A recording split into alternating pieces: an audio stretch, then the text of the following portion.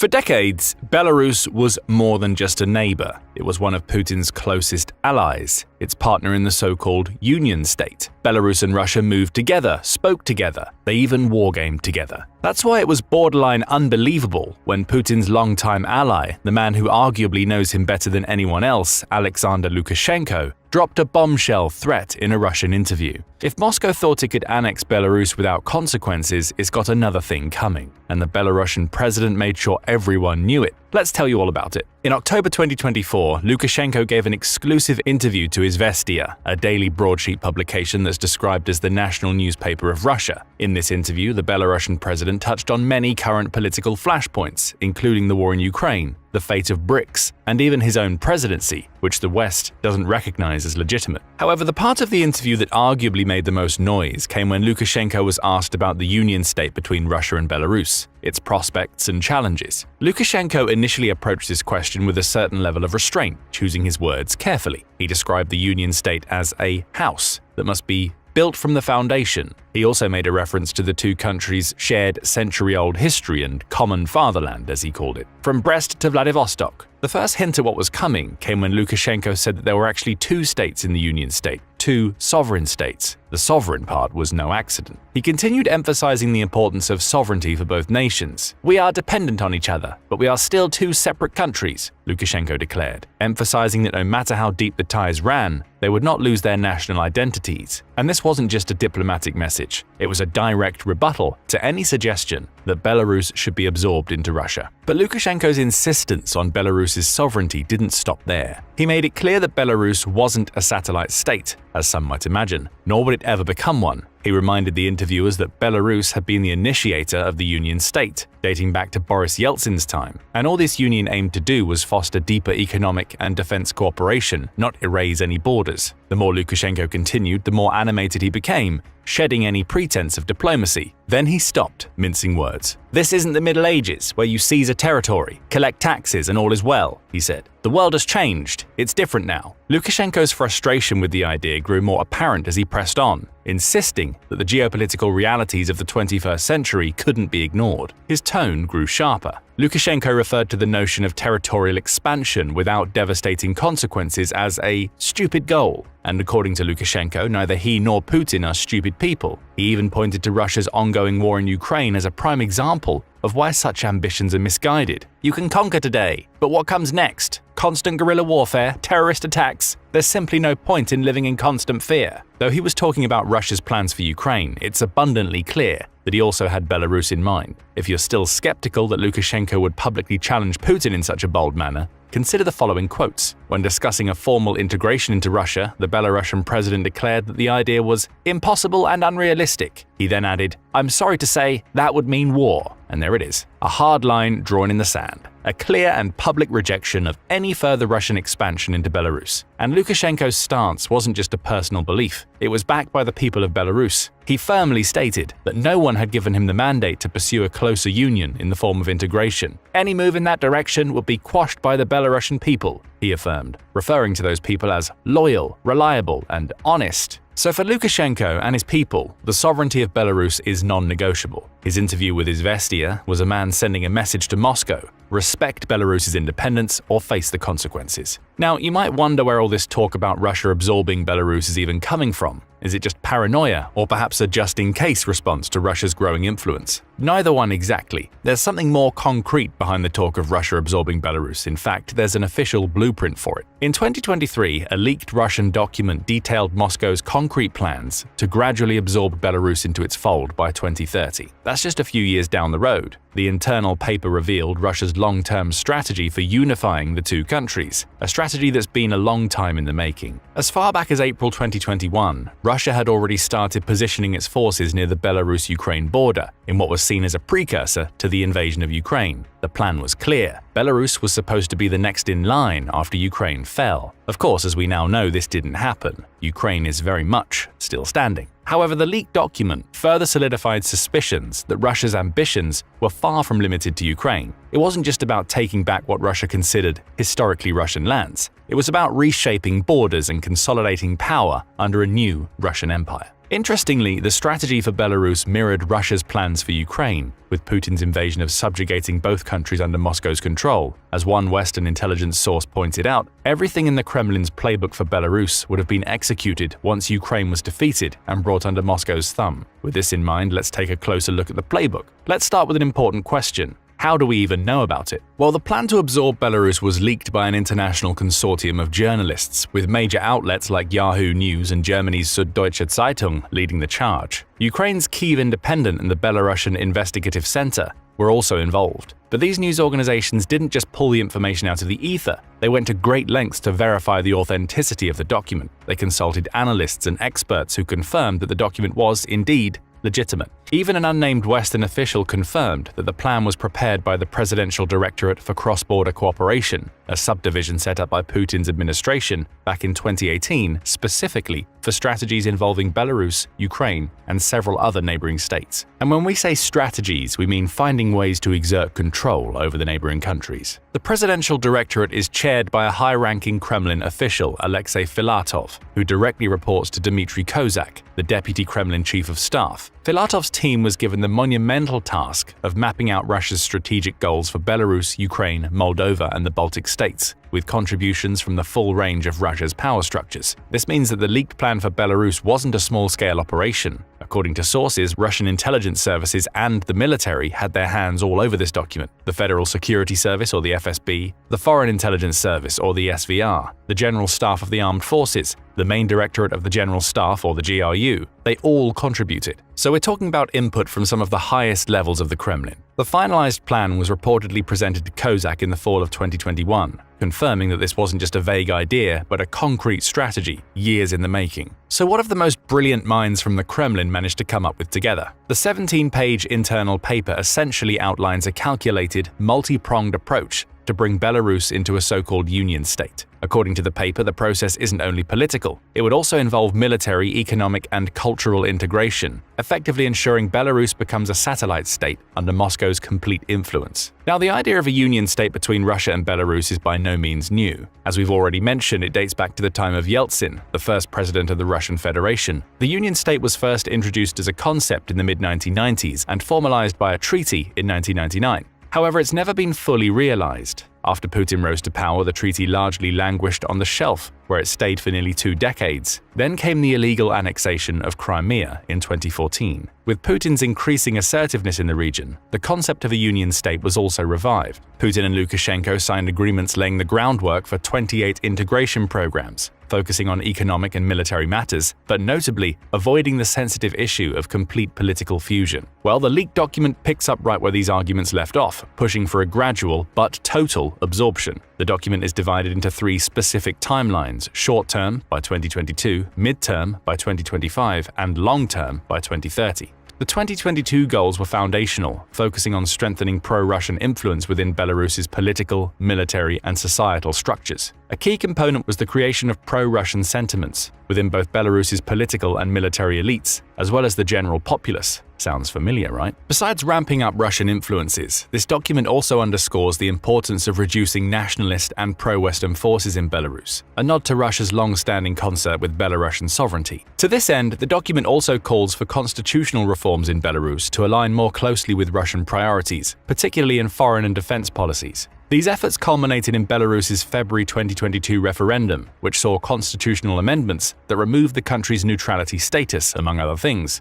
As many as 82.9% of voters, over 4.4 million people, voted in favor of these amendments, which marked a significant shift in favor of Russian interests. Then we move on to midterm goals. By 2025, Russia's strategy hoped to deepen its influence across key sectors of Belarusian society. The document calls for the creation of sustainable pro-Russian groups of influence within the Belarusian political, military, and business communities. Again, this mirrors tactics previously used by Russia in other regions, where it fostered loyal elites who could act as intermediaries for Moscow's agendas. One of the most crucial steps in this phase is the expansion of Russia's military presence in Belarus. This would include both increasing the number of Russian military bases in the country and integrating Belarus's armed forces more closely into the Russian military apparatus. The latter can only be made possible through a joint command structure for Russian and Belarusian forces, so that's precisely what the document envisions. It also envisions increasing the number of Russian weapons depots stationed in Belarus. This would allow Russia to control Belarus's defense strategy while positioning its forces closer to NATO's eastern flank, especially in the context of Russia's ongoing war in Ukraine. Such a presence would undoubtedly have far-reaching implications for the security landscape of the region, particularly for neighboring NATO countries like Poland, Lithuania, and Latvia. And that's just the military aspect. The strategy also outlined steps to simplify the process of issuing Russian passports to Belarusian citizens, a tactic that's been employed in other territories like Crimea, Abkhazia, and South Ossetia. The so-called passportization is nothing but a way to establish legal claims over populations, making it easier to justify military intervention or annexation. The introduction of a single currency, likely the Russian ruble, was also a key part of this phase, a part that would further tie Belarus's economy to Russia's. Belarus has long been dependent on Russia for energy, with the country importing significant amounts of gas and oil. According to the International Energy Agency, a staggering 90% of the total energy imports in Belarus come from Russia. Though there are plans to reduce this dependency to 70% by 2035, Russia has the opposite goal: to deepen energy integration. This includes potential control over Belarus's energy infrastructure, such as its nuclear power plants and pipelines, and redirecting Belarusian trade from the Baltic ports to Russian ports. And this is just the beginning. By 2030, the Russian strategy envisions the full integration of Belarus into a new Russian empire under the banner of the Union State. In addition to political and military domination, which the previous phases tackled, the long-term goals concern cultural and ideological assimilation. According to the leaked document, Russia aims to create a single cultural space and a common approach to the interpretation of history. Translation: Russia wants to erase the distinct Belarusian identity. Central to this erasure is the promotion of the Russian language at the expense of Belarusian, a process that has already made significant inroads as the former is widely spoken across the country. In fact, over 40% of the country's population sees Russian as their mother tongue, according to Belarus's National Statistical Committee. But having Russian being spoken widely isn't the goal. The end goal is for Russian to become the sole language of instruction and media, completely aligning Belarus with Russian cultural and political narratives. The strategy also calls for the establishment of Russian-affiliated non-governmental organizations and cultural centers across Belarus. These would have a single goal: to foster Russian influence on Belarusian civil society. They would be just another piece of the overall Russification puzzle, aimed at creating a society where Belarusian nationalism is suppressed and Russian identity is promoted. Of course, this couldn't be achieved without some good old propaganda. Russia's propaganda machine, fueled by state-controlled media and internet manipulation, has been a significant tool for consolidating power both domestically and in neighboring countries. That's why the document also stresses the importance of controlling the information space.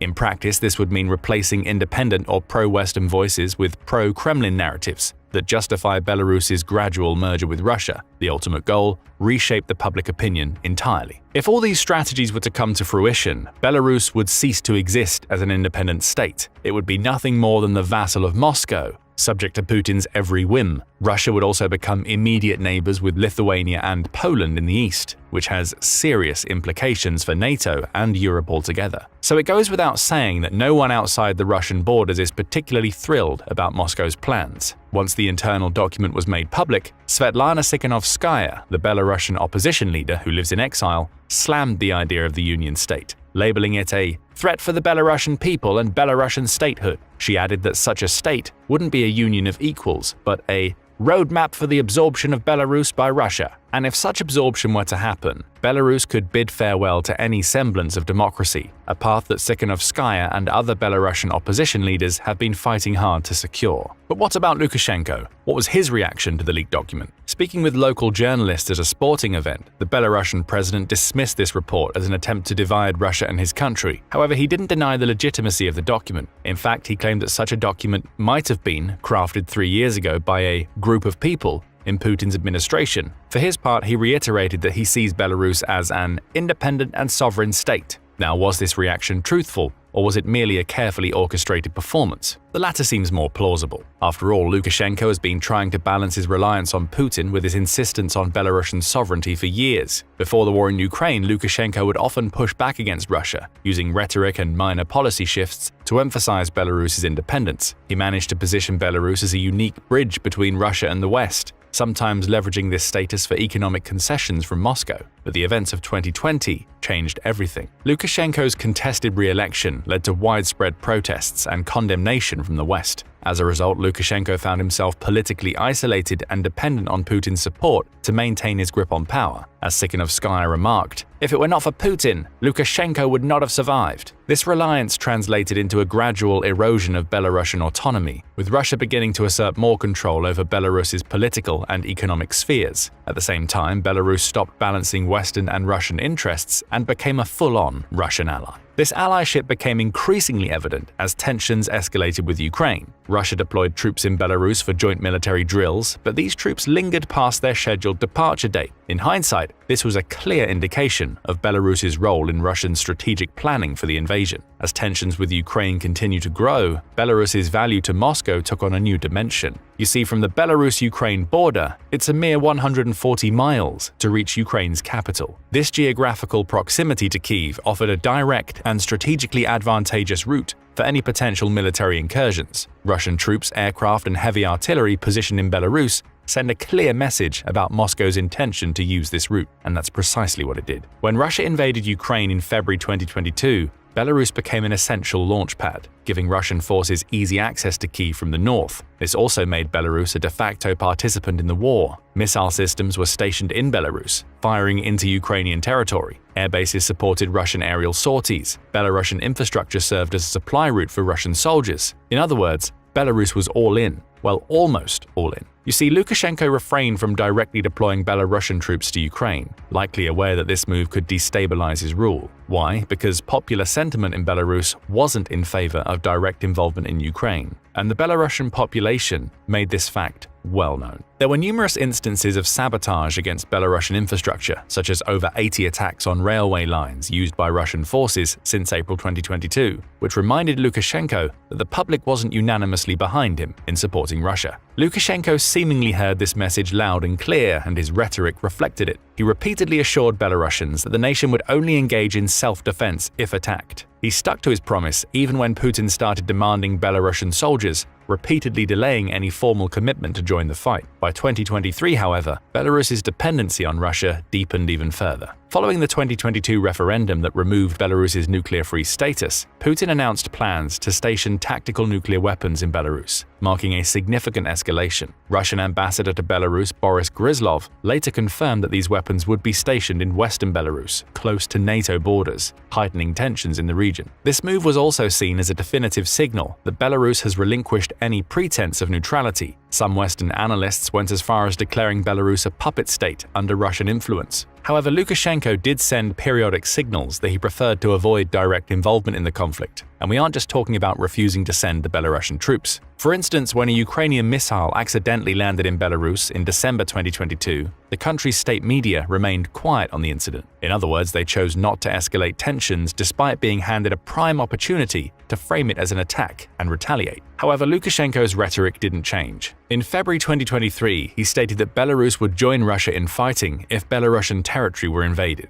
In September 2024, once nuclear weapons were fully in the picture, he added that an attack on Belarus would equal World War III. The arrival of tactical nuclear weapons, along with the training of Russian conscripts and Wagner mercenaries on Belarusian soil, transformed Belarus into an indispensable military outpost for Russia. Naturally, neighboring countries like Poland and Lithuania have perceived this transformation as a threat, strengthening their military defenses in response. Belarus has also focused on its own military defenses, strengthening its troop presence along the Ukrainian border. Reportedly, nearly a third of Belarus's entire armed forces are now stationed at this border. Considering that Belarus has around 60,000 troops in total, 48,000 in the professional army and 12,000 in the State Border Committee, this is quite a move. The same goes for heavy artillery and air defense systems. Though these moves were framed as defensive measures, they obviously reflect a deepening alignment with Russian objectives. Throw the active collaboration of Belarusian soldiers in logistical roles into the mix, and it becomes abundantly clear that Belarus's autonomy has been sacrificed on the altar of Russian security needs to some extent. With the Union State Agreement's framework increasingly coming to fruition, Lukashenko stands at a crossroads. Road number 1 leads to a full integration with Russia, a plan that has only been slowed down by the war in Ukraine, not halted. Russia's tactics to achieve this plan may have softened at times to avoid destabilizing Belarus, but the pressure remains constant. As for road number 2, it's one that would require Lukashenko to actively resist Russia's influence to maintain Belarusian sovereignty. Should he choose this road, the Belarusian president would likely face internal challenges, as well as economic repercussions imposed by Russia, and that's not to mention the wrath of Putin, who's increasingly becoming more erratic. With both paths laid out like this, it becomes clear why Serhiy Kyslytsya, permanent representative of Ukraine to the United Nations, referred to Lukashenko's predicament as Catch-22. So, what do you say? Does Lukashenko have any real room to maneuver, or is he doomed to continue as a pawn in Putin's geopolitical game? Will he ever break free from Russia's grasp, or is Belarus inexorably bound to become part of a greater Russian empire? Russian President Vladimir Putin already has enough on his plate. His special military operation in Ukraine has gone so catastrophically wrong that what should have been a 3-day war is on the verge of entering its 3rd year. He's lost so many soldiers to the brave Ukrainian resistance that he's being forced to rely on North Korea for help.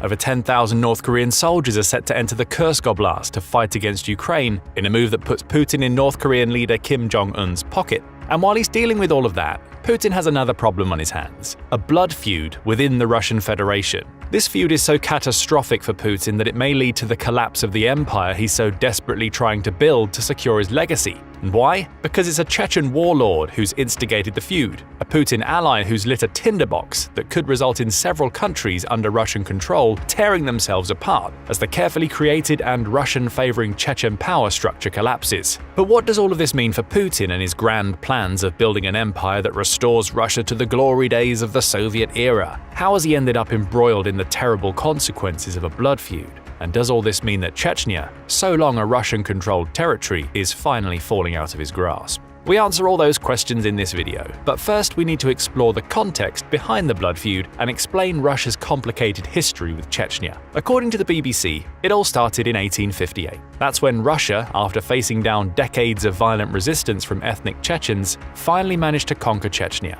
Imam Shamil and his Islamic fighters fell, and Chechnya began the first of several periods under Russian rule. Fast forward to 1922, and Russia had transformed into the Soviet Union. The Chechen Autonomous Region was established, marking Chechnya as a country that ran itself somewhat independently of Russia, though still being under the country's control. In 1934, Chechnya was turned into the Chechen-Ingush Autonomous Soviet Socialist Republic. Though little changed for the country, it was still ruled by the Soviet Union. That is, until 1944. Sadly for Chechnya, it was no glorious fight against the Soviet Union that secured the country's independence. Instead, its freedom from Russia came at a high price of thousands of Chechen and Ingush lives. Joseph Stalin instituted mass deportations of people from both these populations, sending many to Siberia and Central Asia to work or to die. Stalin claimed the Chechens attempted to collaborate with Nazi Germany. Whatever the truth may be, the period became known as the Ardakar Genocide, with between 123,000 and 200,000 Chechens dying,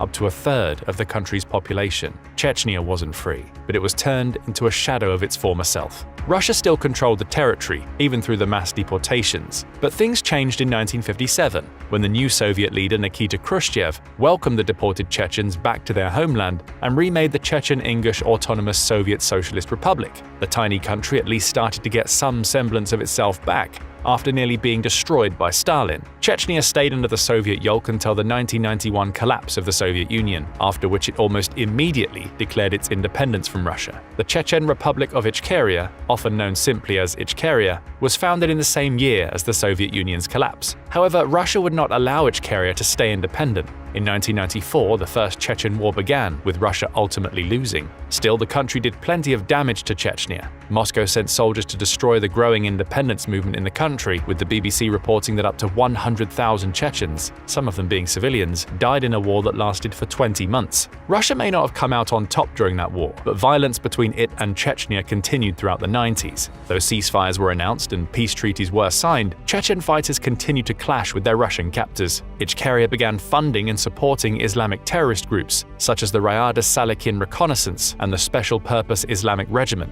Fighting would continue through to the late 90s and into the early 2000s. Chechnya's portrayal in the geopolitical landscape shifted during this period. No longer seen as a country fighting for its own independence, it was instead viewed as a hotbed of Islamic fundamentalism and terrorism, according to GIS reports. The perception opened the door for Russia to once again fight against and ultimately control Chechnya. It was during this time that Russian President Vladimir Putin came into the picture. After Chechnya succeeded in making itself independent in 1996, Ichkeria's chief mufti Akhmad Kadyrov found himself with internal conflict against Chechnya's Wahhabi groups. Power and political disputes began, most based on religious differences, resulting in Kadyrov waging a campaign to shut the Wahhabi groups down. Kadyrov also clashed with Chechnya's president Aslan Mashkadov during this time. Mashkadov wanted Chechnya to welcome and encourage all of its disparate social groups to grow. Kadyrov wouldn't allow this, and he didn't want to see the Wahhabis gain any more influence than they already had, so he began working with Russia.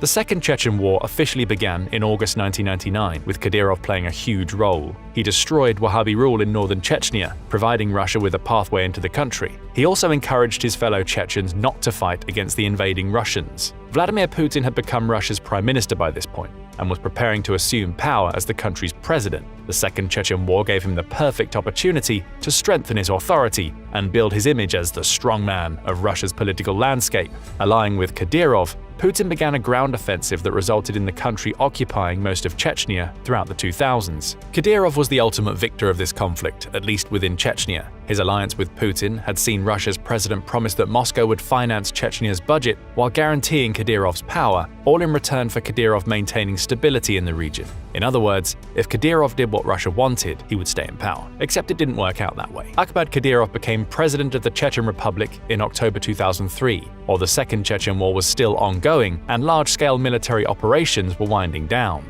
Chechnya remained part of the Russian Federation, but on May 9, 2004, Kadyrov was assassinated during a visit to a stadium in Grozny. In the aftermath, Putin filled the power vacuum with short-lived proxies, including Alu Alkanov, until he passed the reins of Chechnya over to Akhmad Kadyrov's son, Ramzan, in 2007. Ramzan Kadyrov has led the Chechen Republic since 2007. Speaking to Times Radio, author and non-resident senior fellow of the Atlantic Council's Eurasia Center, Diane Francis, describes Putin's actions during the Second Chechen War. There was a brutal war that Putin oversaw, she says. It involved mass bombing attacks, a sort of Ukrainian-type campaign, mass murder, civilian bombings, and all of that. This devastation of the Chechen Republic allowing Putin to exercise his control over both Kadyrovs, with Ramzan having served as a staunch ally to Putin ever since he came to power. The conversation offers more details. Due to serving as such a loyal foot soldier to Putin, Ramzan Kadyrov is both feared and venerated throughout Russia. He has actively worked to recruit volunteers from within Chechnya to fight in Putin's special military operation in Ukraine.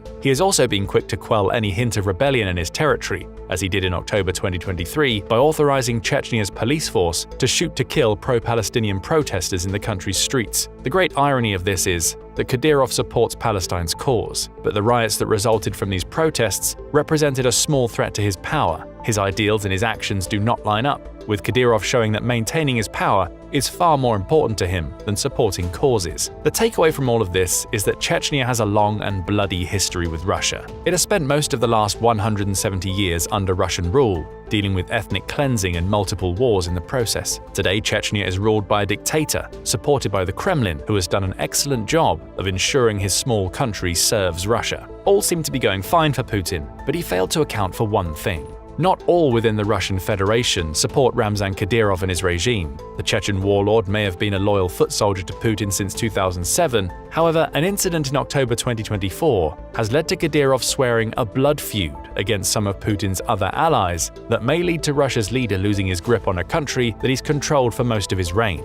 That feud could lead to Kadyrov losing power, with those who assume his role sending a clear message to Putin, get out of Chechnya now. So what happened? On October 10, 2024, Politico reported that Kadyrov was accusing several Russian lawmakers of instigating an assassination plot against him. Those lawmakers don't come from Russia itself. Instead, they're leaders in the Ingushetia and Dagestan regions, both of which are part of the Russian Federation. Speaking to his country's security forces, Kadyrov said, "There are witnesses, people from whom they ordered the murder, asked how much they would want for an order." Kadyrov even has the names of those behind the supposed plot: State Duma deputies Bekan Barakoev and Rizvan Kurbanov, the first from Ingushetia and the second from Dagestan, stand accused in the Chechen warlord's mind. So too does a Dagestani senator named Suleiman Karimov. "If they do not prove otherwise," Kadyrov said concerning his assassination plot accusations, "I will officially declare a blood feud. This is no mere threat. In Chechnya, a blood feud is serious business, with the use of the term meaning Kadyrov is prepared to not only kill the 3 men he accuses of plotting against him, but their families too." This is far from the first time that Kadyrov has found himself in conflict with Dagestan and Ingushetia. NBC News says Chechnya borders both countries, with Kadyrov having previously laid claims to both as Chechen territory. Those claims haven't amounted to a war within the Russian Federation yet, but we could speculate that Kadyrov's assassination plot is merely a smokescreen, an excuse he could use to go to war against Dagestan and Ingushetia, and to claim both countries as his own and expand Chechnya right under Putin's nose. There's some good news for Putin. Kadyrov isn't attacking Russia directly. He hasn't declared a blood feud against Putin or Russia itself, but as Francis says during her interview with the Times Radio, this is another potentially big headache for Putin. Russia's leader is already embroiled in a war against Ukraine that has lasted for years when it was supposed to end in days. He's committed to that war. If fighting breaks out within the Russian Federation, he would have to deal with a difficult decision. What would he do? Attempt to broker a peace between Kadyrov and the nations that have attracted his ire, or allow his loyal foot soldier to run roughshod over 2 other countries that Russia controls, creating more problems that could lead to him losing control over several countries as he's trying to expand his empire? What if Putin turns against Kadyrov to maintain control over Dagestan and Ingushetia? It's a possibility, especially given that Kadyrov is suffering from a terminal illness called necrotizing pancreatitis. Chechnya's leader received the diagnosis in 2019, with Newsweek reporting in April 2024 that the condition had left Kadyrov's relatives in a depressed state. There were even rumors back in September 2023 that Kadyrov had fallen into a coma, with Newsweek reporting that his relatives believe it's impossible for him to be the same type of leader he's always been. "There won't be the same leader as before," one of Kadyrov's relatives reportedly said. "The new implications will seriously affect him. Even if he recovers now, he will neither be alive nor dead." Today it's obvious that that turned out to be incorrect. Kadyrov is still alive and he's capable of making threats of blood feuds against his rivals. But the problem these health issues raise for Putin is that the loss of Kadyrov opens the door for other Chechens to attempt to exert control over their country. That wouldn't be a problem if Russia wasn't in the midst of a war with Ukraine. Putin could focus on installing a new leader who is as sympathetic to his causes as Kadyrov has always been. But Russia's leader's attention is diverted. So Putin faces a massive problem. Not only is he having to deal with Kadyrov making threats against other members of the Russian Federation, creating the risk of a war breaking out within his own empire, but he has the headache of civil conflict in Chechnya to handle. If and when Kadyrov passes away, others will try to fill the power vacuum he leaves behind. There are already Chechens who want to see their country become independent from Russia once again. Some are even fighting against Russia in Ukraine.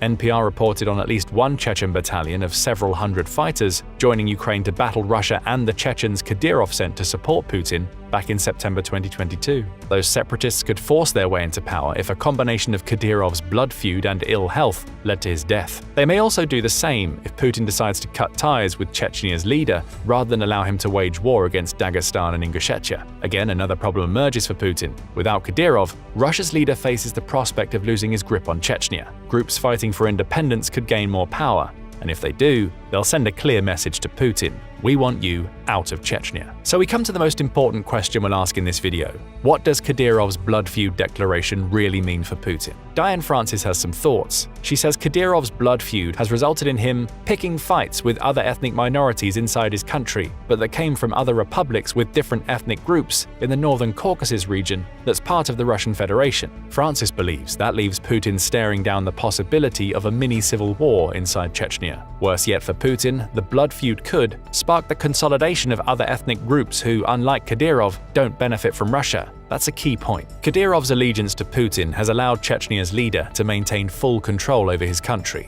That's not been the case for many other ethnic groups that fall under Putin's control. Putin has focused on recruiting such minority groups to his military in his fight against Ukraine. The Moscow Times reported in February 2024 that these groups suffer outsized fatalities compared to Russia's Slavic groups. The problem is so severe that it threatens to destroy entire countries as they lose thousands of men. Maria Vyashkova, who is a Buryat scientist based in the United States, lays the problem out clearly. The most dire situation is with indigenous, small-numbered peoples of the north who should be legally exempt from military service altogether. Those people are dying in the trenches of Ukraine. In one generation, these nations will simply disappear. What does that have to do with Kadyrov's blood feud declaration? Francis said Kadyrov's rash actions may be the beginning of an underground movement among some of the Turkic counties in the southwestern portion of the Russian Federation. Such countries are typically secularly Muslim and descend from Central Asia. Their issues with Chechnya, combined with the problems Russia's northern region countries have with Putin using their people disproportionately in his special military operation, could spark a civil war within the Russian Federation.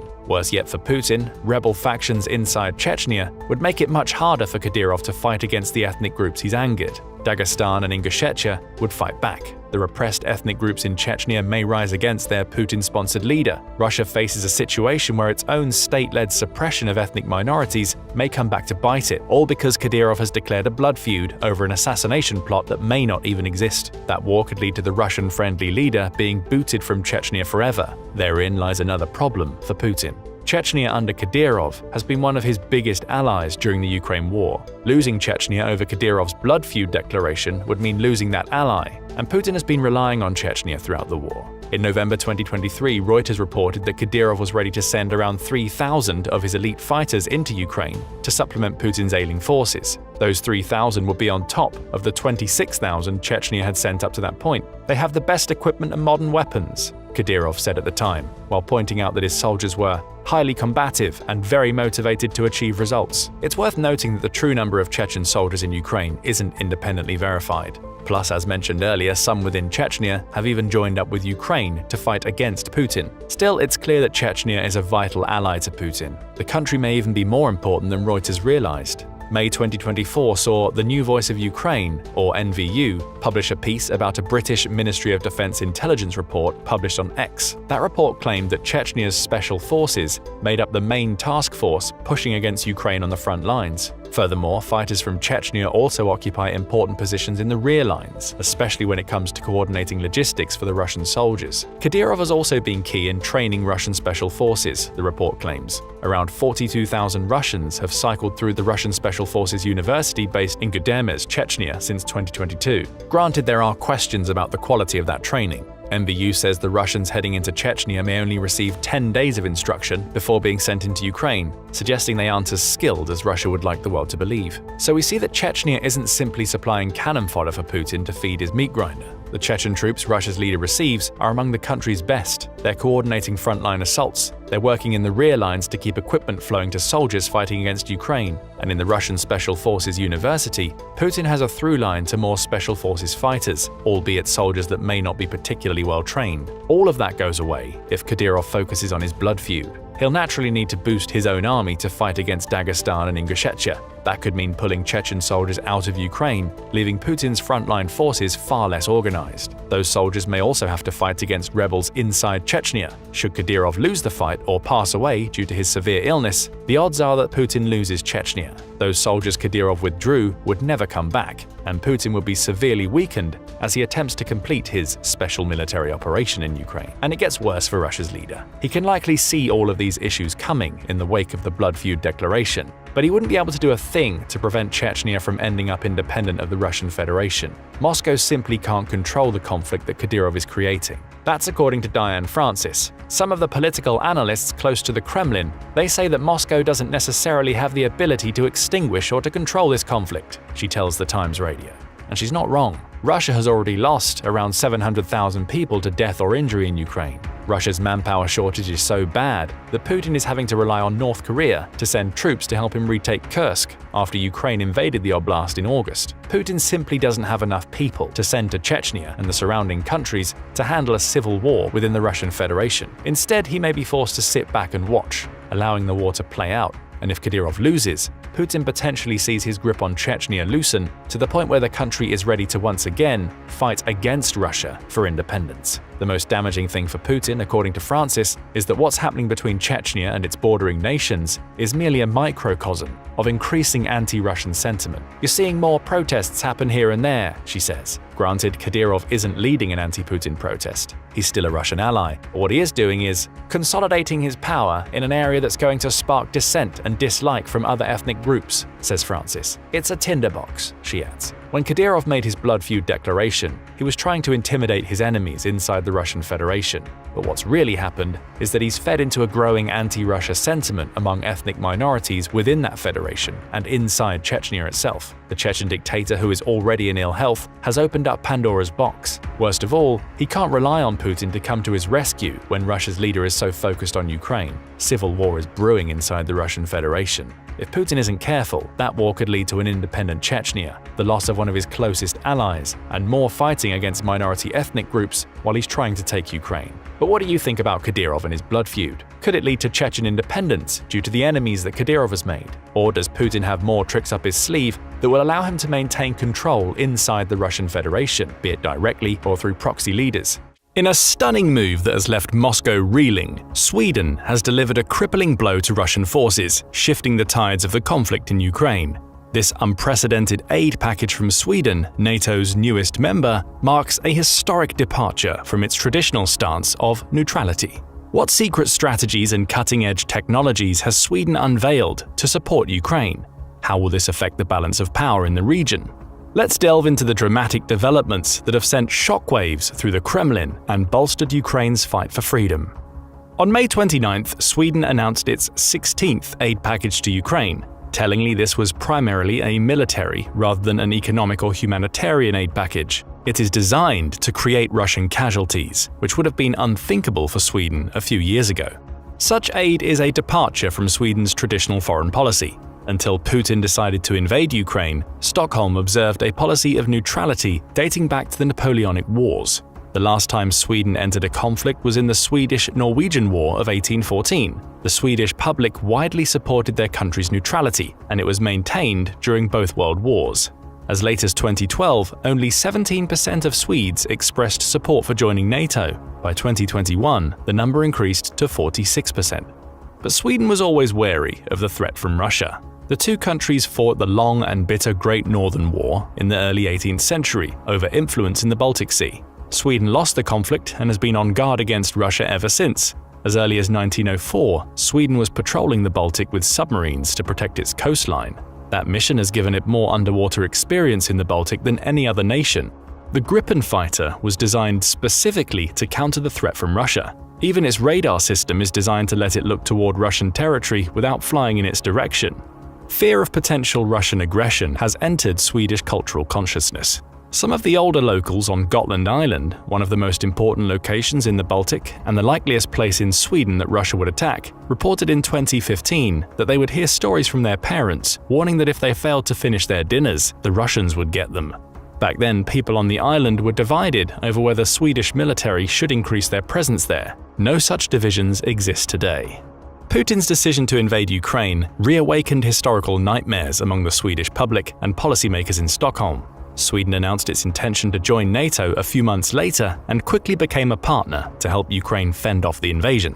Like Germany, Sweden reversed its historical aversion to providing lethal military aid. It began with providing weapons like anti-materiel weapons, air defenses, and light vehicles. The investments increased, and Sweden demonstrated early on that it was willing to go far in its proportional investment in money and weaponry. On the first anniversary of the war, Sweden said it would donate 10 Leopard 2A5 tanks to Ukraine.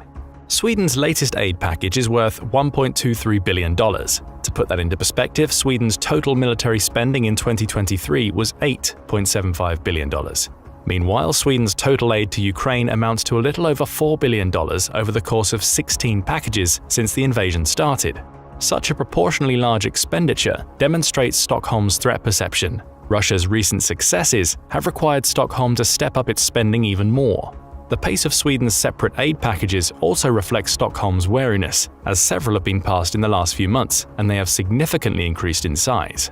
For example, in late February, Sweden announced a $682 million aid package, which was then its largest. The package included 10 CB-90 combat boats, 20 group boats, underwater weapons, $192 million worth of badly needed artillery shells, RBS-70 man-portable air defense systems, anti-tank missiles, Carl Gustaf grenade launchers, hand grenades, and medical supplies. Early in May, Sweden passed aid to help Ukraine secure its energy supply, since this section has been a particular target for Russian missiles and drones. This aid will be spent on equipment like generators, transformers, and solar cells. It will also include necessary spare parts like electrical switches, cables, pumps, and pipes. The May 29th aid package was about twice the size of the February aid package. It does not include donations of the JAS-39 Gripen fighter jet. Although Ukraine has expressed interest in this platform in the past and does not rule it out in the future, Kyiv wants to focus on implementing its F-16 program. Stockholm says that it's still working on the possibility of contributing the Gripen system later, but for now it's too much of an ask for Ukraine to divide itself between the two new fighter jet programs. Though it won't be able to donate fighter aircraft, the rest of the aid is substantial. Sweden's Deputy Prime Minister, Ebba Busch, said that the package consists of equipment that is at the top of Ukraine's priority list. Maybe the most important contribution for the immediate term is in the form of additional 155mm artillery shells. Sweden didn't specify how many shells will be provided, but the new ammunition will help to swell Ukraine's supply to well over 2 million rounds. This will ensure enough ammunition to keep Ukraine in the fight into 2025. The Swedes will also be donating RB-99 AMRAAM missiles, the equivalent of the AIM-120. Sweden's Ministry of Defense says that these missiles will be repurposed specifically to serve in ground-based anti-aircraft systems. Presumably, they'll be supplied for Ukraine's NASAMS units. This is important because Russia took to using its aviation to more effectively support its ground forces after Avdiivka fell, and the proper air support enabled Russian forces to make more rapid advances to the west. Ukraine used its NASAMS and other air defense units to shoot down some of the Russian planes. More ammunition will check Russian aviation and force Moscow to be more cautious with its air power. Sweden will also be sending its entire fleet of PBV-302 infantry fighting vehicles to Ukraine. These have been retired from Swedish service as the newer Combat Vehicle 90 replaced the PBV-302 in 2014. Stockholm thought it better to donate its older vehicles rather than keep them in storage. Sweden's official announcement of the aid mentioned that the Ukrainian army was organizing several new brigades and needed armored vehicles for their infantry companies, a demand the PBV-302 will help to satisfy. The PBV-302 is armed with a 20mm cannon mounted on a turret to the vehicle's right side. The cannon can be fed with drum magazines, which can each hold 30 rounds. A 7.62mm machine gun can be used as a secondary weapon. It has armor that can withstand 20mm rounds and weighs 12.3 tons. It comes with a crew of 3, the driver, who also serves as a mechanic, the gunner, and the commander. The vehicle can carry up to 8 soldiers in its landing compartment. Over 600 of these vehicles were produced between 1966 and 2014, but that's not the amount Ukraine will receive. Much of the fleet was decommissioned from 2005 onward. By 2018, there were at least 180 still in service in various degrees of readiness. These vehicles are likely the ones Sweden will now hand over to Ukraine. The vehicles are all set to be repaired and modernized to at least some extent before the transfer. The remaining spare parts and maintenance equipment for these vehicles will be donated as part of the package, as will the 20mm shells for the onboard cannons. The PBV-302 will not be the only land vehicles Sweden donates as part of its latest package. The aid also includes surplus fuel transport vehicles in use by the Swedish Armed Forces. Previously donated Swedish material will continue to get upkeep through this aid package. Stockholm intends to help Kyiv with its command and control through donations of terminals with subscriptions for satellite communications. To help with training and military doctrine, the Swedish Defense Research Agency will assist the Ukrainian Armed Forces in creating their own Defense Research Institute. There are also a number of financial support provisions in the package. Most importantly, Sweden will make investments to ensure that Ukraine can get aid on a large scale on a rapid basis. Sweden will permit all of the weapons provided by this package to be used against targets on Russian soil if that's what Ukraine finds proper. Stockholm also claims that it will be able to replenish all of the ammunition and equipment it's sending to Ukraine through new investments. The most notable contribution in the package came in the form of 2 Saab ASCC-890 airborne early warning and control planes. Swedish Defense Minister Paul Jonsson said that these aircraft would have the most significant impact on Ukraine's air defense network. These planes will better allow Ukraine to identify and track incoming missiles and drones. They can also spot targets of opportunity for offensive operations. Training Ukrainian Air Force personnel to fly these planes is also part of the Swedish aid package. Stockholm's decision to donate these aircraft was a significant step beyond the monetary cost. These were the only 2 AWACS aircraft in Sweden's fleet. The Swedes admitted that the donation of these planes and many other provisions in the package meant a temporary vulnerability in their territorial defense. However, they decided to take what Prime Minister Ulf Kristersson called a calculated risk. Perhaps the words of his Danish counterpart, Mette Frederiksen, came to mind. Early in 2024, she pointed out that it was better for European countries to sacrifice their own arsenals temporarily to ensure Russia's defeat far from their own homelands, rather than having to potentially use those weapons against an emboldened Putin far closer to home. Sweden plans to make up for the shortage of command and control planes by purchasing additional S-106 GlobalEye aircraft. This is Saab's newest AWACS aircraft and entered service in 2020. Sweden also insists that it has plans to replenish all of the ammunition and other equipment it will lose once they arrive in Ukraine. Sweden intends to do this by increasing its defense spending.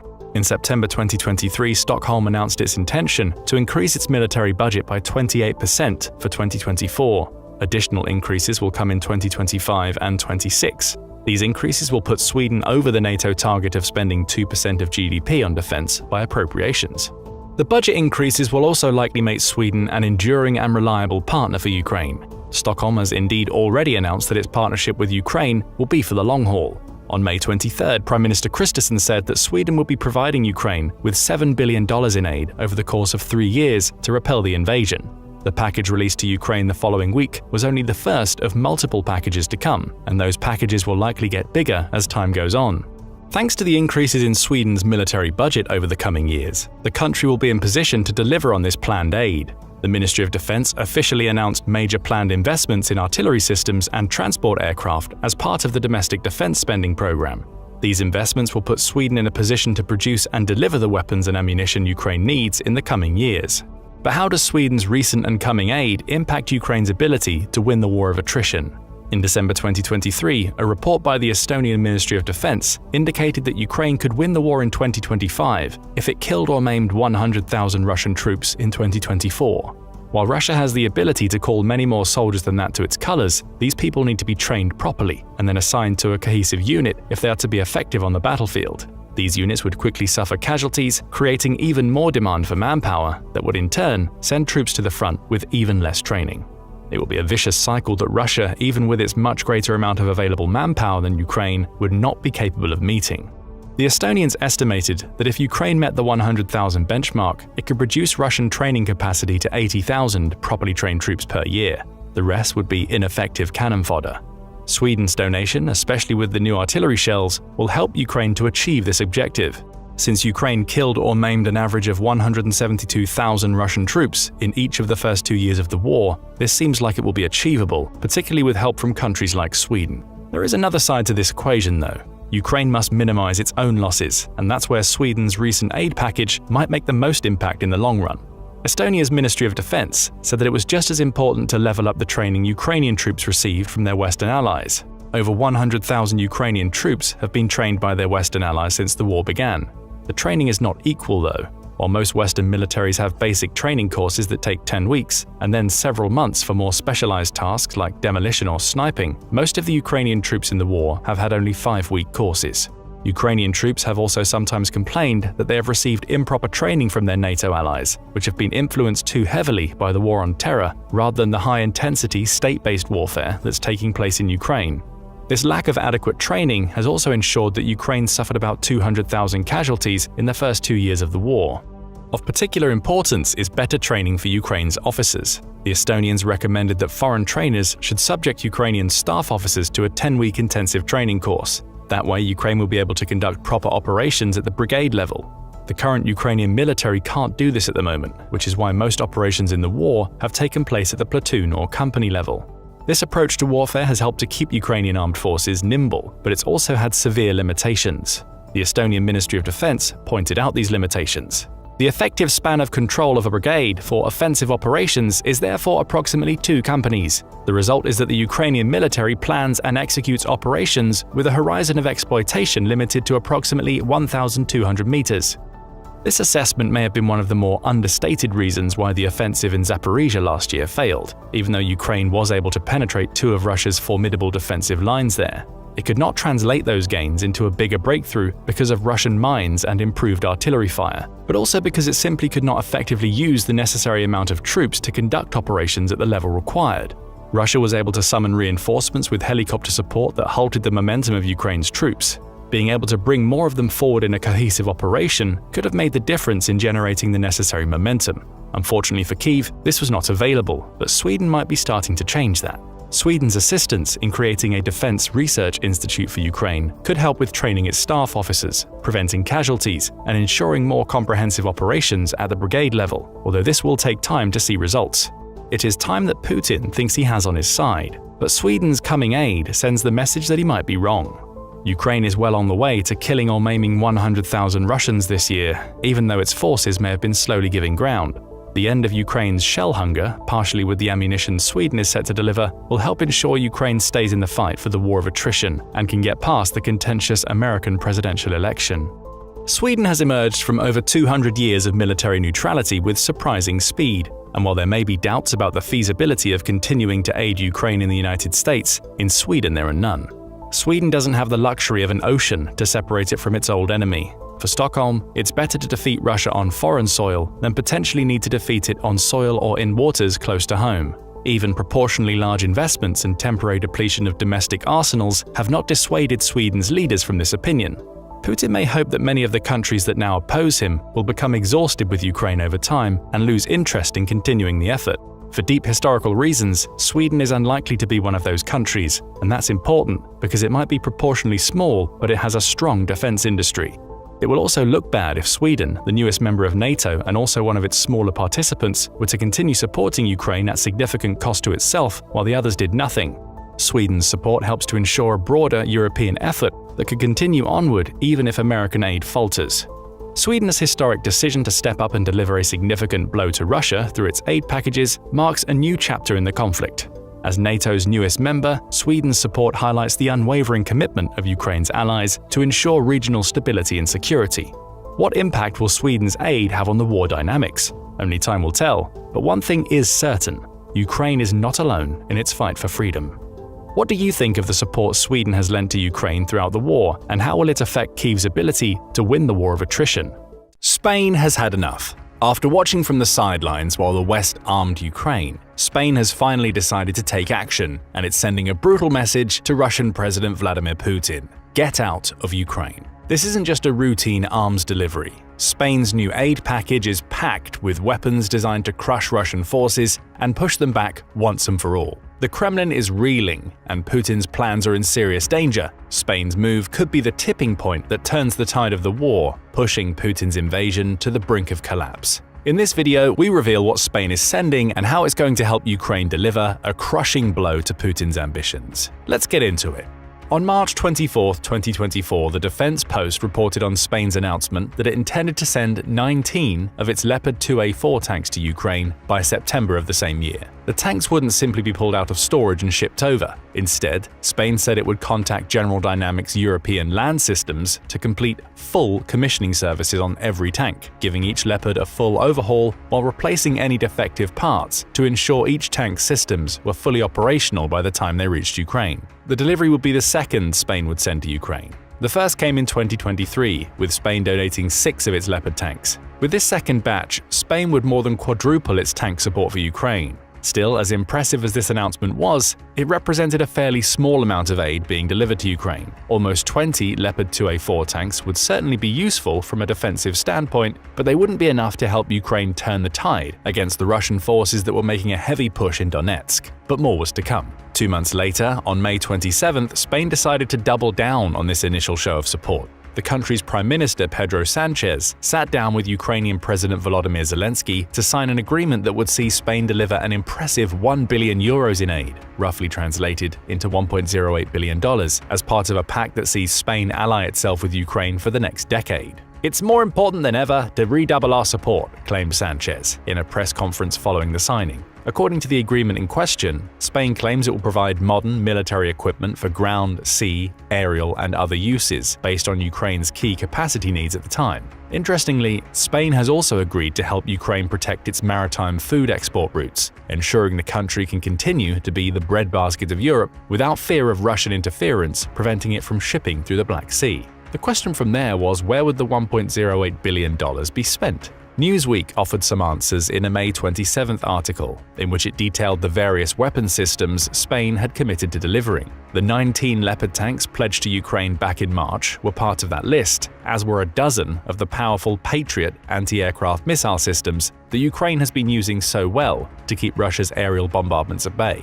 Add ammunition and anti-drone gear to the package, and you have a donation that covers most of the key areas of the war. But Newsweek also delivered a detail that wasn't in the initial Reuters report. Spain had committed to sending a staggering $5.4 billion by the end of 2027, meaning the $1.08 billion in equipment being donated from May 24 would simply be the first in multiple rounds of donations, designed to help Ukraine defend itself and ultimately recover from its war effort. The question now is simple. Why would Spain commit to such an extensive aid package? After all, its history with Russia isn't quite as fraught as that of many other European countries that fear Russian aggression. Spain was never part of the Soviet yoke following World War II, as countries like Poland and the Baltic states of Estonia, Latvia, and Lithuania, all three being ardent supporters of Ukraine, were. If anything, you could argue that Spain's recent history with Russia has been as close to neutral as it could be, considering Russia's actions in the 20th century through to today in Ukraine. Granted, Moscow played a role in the Spanish Civil War.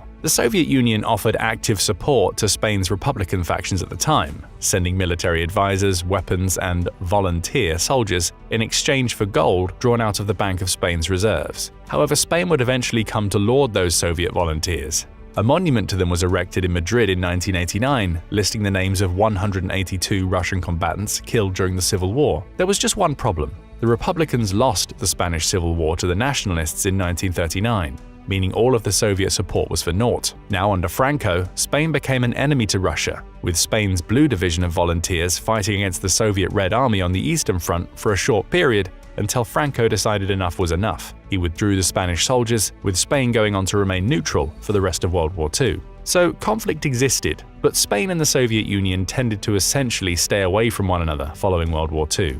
There were signs of tension, such as Nikita Khrushchev claiming that Russia's relationship with Spain was the worst but hardly the most problematic, when speaking in front of the United Nations General Assembly in October 1960, which followed Franco banning a soccer match between Spain and the Soviet Union earlier in the year. But direct conflict between the two was never really an issue, and toward the end of Franco's reign, the relationship between the two countries was even starting to defrost. A trade agreement was signed in 1972, with a Soviet ambassador being appointed to Spain around 5 years later. As the Soviet Union gave way to the Russian Federation in the early 1990s, Spain and Russia continued to have a cordial relationship. Former Russian President Dmitry Medvedev and Spain's King Juan Carlos I even worked together on issues such as Kosovo, declaring its independence from Serbia. Putin would even visit Spain multiple times in the 2000s. There were a few hiccups along the way, of course, but as recently as 2020, a Russian representative was writing in the margins of the Gaidar Forum that he believed, "There is no reason for our nations to be guided by the politics of others, and we trust that Russian-Spanish relations, with the current government or with any other, have a good future."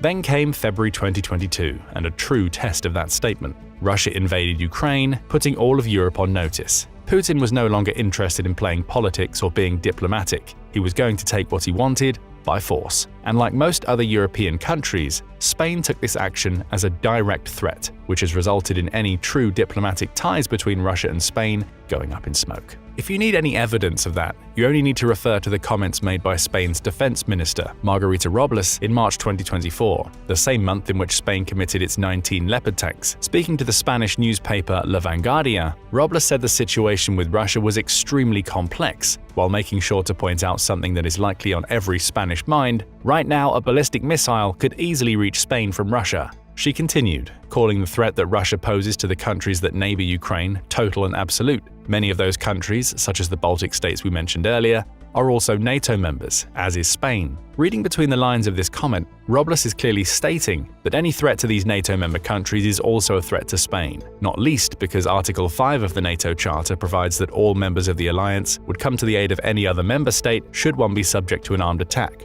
If Putin's ambitions spread to the likes of Estonia, Latvia, and Lithuania, for instance, any invasion he launched into those countries would leave Spain duty-bound to come to their defense. Robles made this even clearer when she said, "You only have to listen to the latest statement from Putin in which he talks about the possibility of nuclear attacks." She points out that the countries close to Russia are already well aware of the danger Putin poses, while those further to the west don't have the awareness that perhaps they need. She went on to call Putin an unscrupulous person. So the reasoning behind Spain delivering such a historic blow to Russia becomes clear. Spain feels threatened. Putin's actions in Ukraine have shown that he's a leader who will not stop in his quest to get what he wants. So rather than leave Ukraine to fend for itself, Spain is making its military donations to bolster Ukraine's defenses to the point where it can stop Putin in his tracks before he turns his attention to the rest of Europe. But let's come back to Spain's military aid to Ukraine. Just how much had it delivered before the announcement of this historic package? As it turns out, not that much. According to Statista, Spain had sent $1.35 billion in aid between February 2022 and June 2024, a figure that includes the $1.08 billion announced in May 2024. So prior to this announcement, Spain had only provided around $280 million, with much of that coming in the form of direct financial aid, barring the 2023 delivery of a handful of Leopard tanks. This lack of aid puts Spain fairly low on the list of countries that have donated to Ukraine.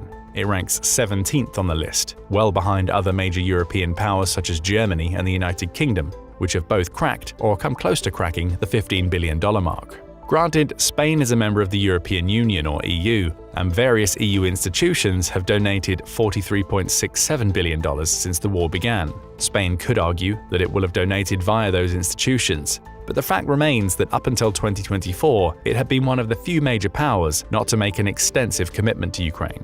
To expand on that point, we can also look to Statista to explain how much Spain has donated as a share of the country's gross domestic product, or GDP. Then it's even lower on the list, coming in at 27 out of the 38 nations that have donated to Ukraine. Spain has spent just 0.09% of its GDP on providing military aid to Ukraine, meaning one of Europe's richest nations has also been one of the continent's stingiest when it comes to providing aid. For context, the UK has committed 0.45% of its GDP since the Ukraine war began, while the countries that are most under threat should Putin win, contributing considerably more. Estonia's donations, when stacked up against its GDP, come to 1.66%, for instance, with Lithuania landing on 1.43% and Latvia on 1.35%. That information offers much-needed context as to why Spain's most recent donation announcements are such a devastating blow for Putin. For almost the entire Ukraine war, he had been able to rely on Spain to be cautious at best when it came to supporting Ukraine. The country outwardly backed Zelensky, but wasn't following up its verbal support with substantial amounts of money. That's all changed. Over $1 billion worth of equipment will be flowing from Spain and into Ukraine in 2024, with the promise of over $4 billion more to come by 2027. With that, let's move on to an examination of the specific equipment that Spain is sending. We'll start with the Leopard 2A4 tank. The tank is the most common model of the Leopard 2, with its history dating back to West Germany in 1977. It was during that year, at the height of the Cold War, that West German contractor Krauss Maffei Wegmann worked alongside Rheinmetall to fulfill its promise to deliver a successor to the famous Leopard battle tank. A staggering 1,800 of the first Leopard 2 tanks were built in the late 1970s, with the design undergoing several upgrades in the years that followed. The Leopard 2A1 brought with it some minor modifications, including the addition of new ammo racks and a thermal sight for the tank's gunners. As for the 2A2, it upgraded the thermal sight, added a deflector plate for the tank's periscope, and bolstered the Leopard 2's armor with a large cover plate designed to improve the Leopard's protection against nuclear, biological, and chemical attacks. Next up came the 2A3, which implemented SEM8090 digital radio sets along with a new welding technique for the tank's ammo hatches. Finally, we come to the 2A4. Though not the most recent model of the Leopard 2, Germany released the 2A5 through 2A7 models in the years that followed, it is the most widespread and brought with it some wholesale changes to how Leopard tanks were designed. These changes included the installation of an automated fire and explosion suppression system, providing the tank with much-needed protection against the new crop of anti-tank weapons that were appearing in the later 1980s. An improved turret protected by tungsten armor was also added, as was a digital fire control system that made the tank capable of firing more types of ammunition. Let's zero in on that firepower. The Leopard 2A4 kept the L44 120mm smoothbore main gun that was used in the tank's previous iterations, though this older gun was bolstered by the new Digbal digital FCS fire system. That system equips the 2A4 with a ballistic computer that uses motion and environmental sensors, along with a laser rangefinder to identify and track potential targets. A handful of the 2A4 tanks produced, including the 200 built as part of the initial batch, included a PZB-200 night vision camera. That was later replaced by a WBG-X thermal imaging system, with it being likely that the Leopard 2A4 tanks Spain has donated are tanks that use this system. The tank has a 1,500 horsepower MTU diesel engine, with 5 fuel tanks spread across the vehicle, ensuring its operators can keep it running even if one of the tanks gets taken out.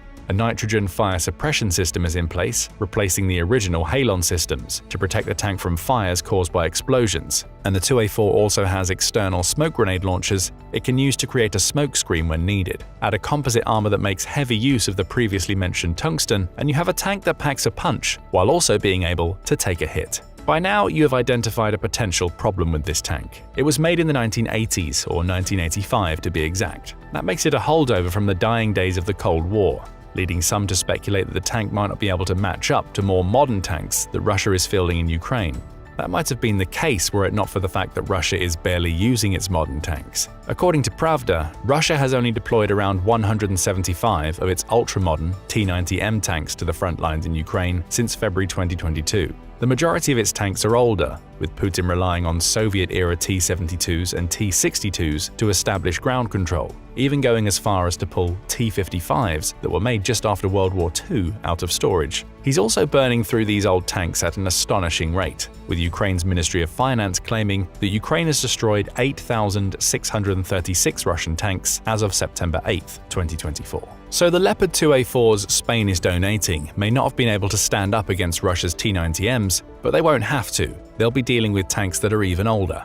Better yet for Ukraine, Spain has committed to conducting full services and maintenance on the 19 2A4s it's sending, meaning they'll be in far better condition than many of the old Russian tanks that have been pulled out of storage and sent straight to the front lines with barely any maintenance being conducted on them. But perhaps more worrying for Putin than tanks will be the Patriot missiles Spain is sending to Ukraine. The Patriot air defense system has proven extremely helpful to Ukraine during its war with Russia. Though it only has 2 Patriot systems as of June 2024, with US President Joe Biden saying in July that America, together with Romania and Germany, is preparing to send a further 3 at some point in the future, it has made very good use of them. It's managed to use Patriot missiles to shoot down Russian Su-34 fighter jets from ranges of nearly 100 miles, showcasing the system's success against Russian aerial assets, as well as the ballistic missiles the Patriot was originally designed to counter. For context, the Su-34 is claimed by some to be Russia's top twin-seat fighter-bomber aircraft, meaning taking it out is important for Ukraine to prevent Russia from establishing aerial dominance over its territory. Back to the missiles. Spain is committed to sending 12 Patriot missiles to Ukraine,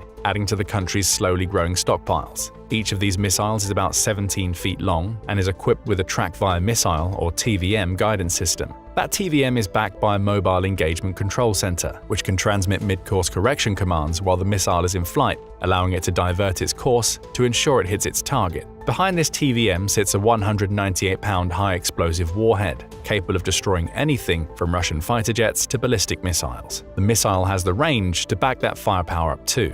It can travel for up to 43 miles, hitting an altitude of 14.9 miles, allowing it to hit an aerial target before it reaches its location, and even before it's descended to the point where it can do serious damage. It's fast too. A Patriot missile can reach speeds of up to 7,700 miles per hour, or Mach 10, meaning the missile can move at 10 times the speed of sound. That's why Ukraine has been able to use them to shoot Russian fighter jets out of the sky. The Su-34, for instance, has a top speed of Mach 1.8, meaning it's no match for the sheer speed of the Patriot. This is a missile that can shoot practically anything Putin can launch, right out of the sky. Still, there is some solace for Putin. Though it's clear that Spain has had enough of the Russian president's actions to the point where it's finally committing substantial military aid to Ukraine, that aid comes with a caveat. Unlike many of its NATO allies, including France, Germany, the UK, and even the US, Spain's weapons have a condition attached. Ukraine can't use them on Russian soil. Spanish President Pedro Sanchez made this clear on May 27th in the wake of making Spain's new military pact with Ukraine, when asked about Madrid's stance on allowing Ukraine to use NATO weapons inside Russia. Sanchez's response was, "We have neither such will or such intention, and I certainly have no information about this." In other words, Spain would not be joining its allies in permitting the use of weapons outside Ukraine. This stance may come as a surprise in the wake of Ukraine's invasion of the Russian oblast of Kursk in early August 2024. By now, it's clear that Zelensky has no intention of keeping the fight on Ukrainian soil. He's taking it to Putin's doorstep, and Ukraine is taking control of Russian territory as we speak. Right now, it holds about 465 square miles in Kursk, with 93 villages falling under Ukraine's control. Spain's decision to only permit Ukraine to use the weapons it provides defensively seems to run counter to Ukraine's new offensive strategy. Still, the stance shouldn't come as a surprise, given how slow Spain has been to act when compared to its European compatriots. The stance also shouldn't be taken as a sign that Spain is limiting its support of Ukraine either. This military funding is still a clear slap in Putin's face and a signal of intent from Spain. We see that in the officially released documentation of the Agreement on Security Cooperation Ukraine has signed with Spain, published on Zelensky's official website. The document goes into greater depth on the sheer breadth of the pact made between Spain and Ukraine, kicking off with a preamble in which Spain reaffirms its complete condemnation of Putin and his actions in Ukraine.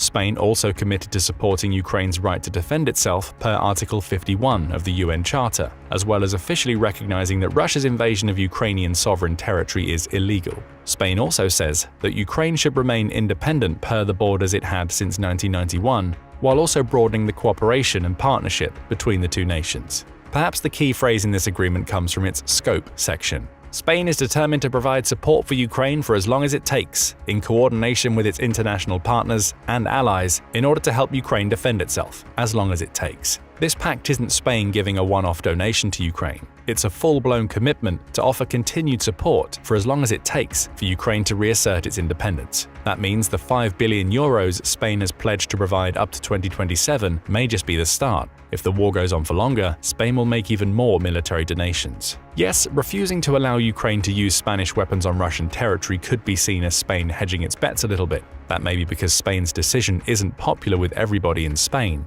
On May 28, 2024, Euractiv reported that Sumar spokesman Ernest Urtasun has criticized Prime Minister Sanchez's decision to sign the agreement with Ukraine. For context, the Sumar party currently forms a coalition with Sanchez's PSOE party in Spain, with the party falling on the far left of the political spectrum. According to Urtasun, who also serves as Spain's culture minister, the green light for signing the agreement was given without Sanchez consulting the PSOE party.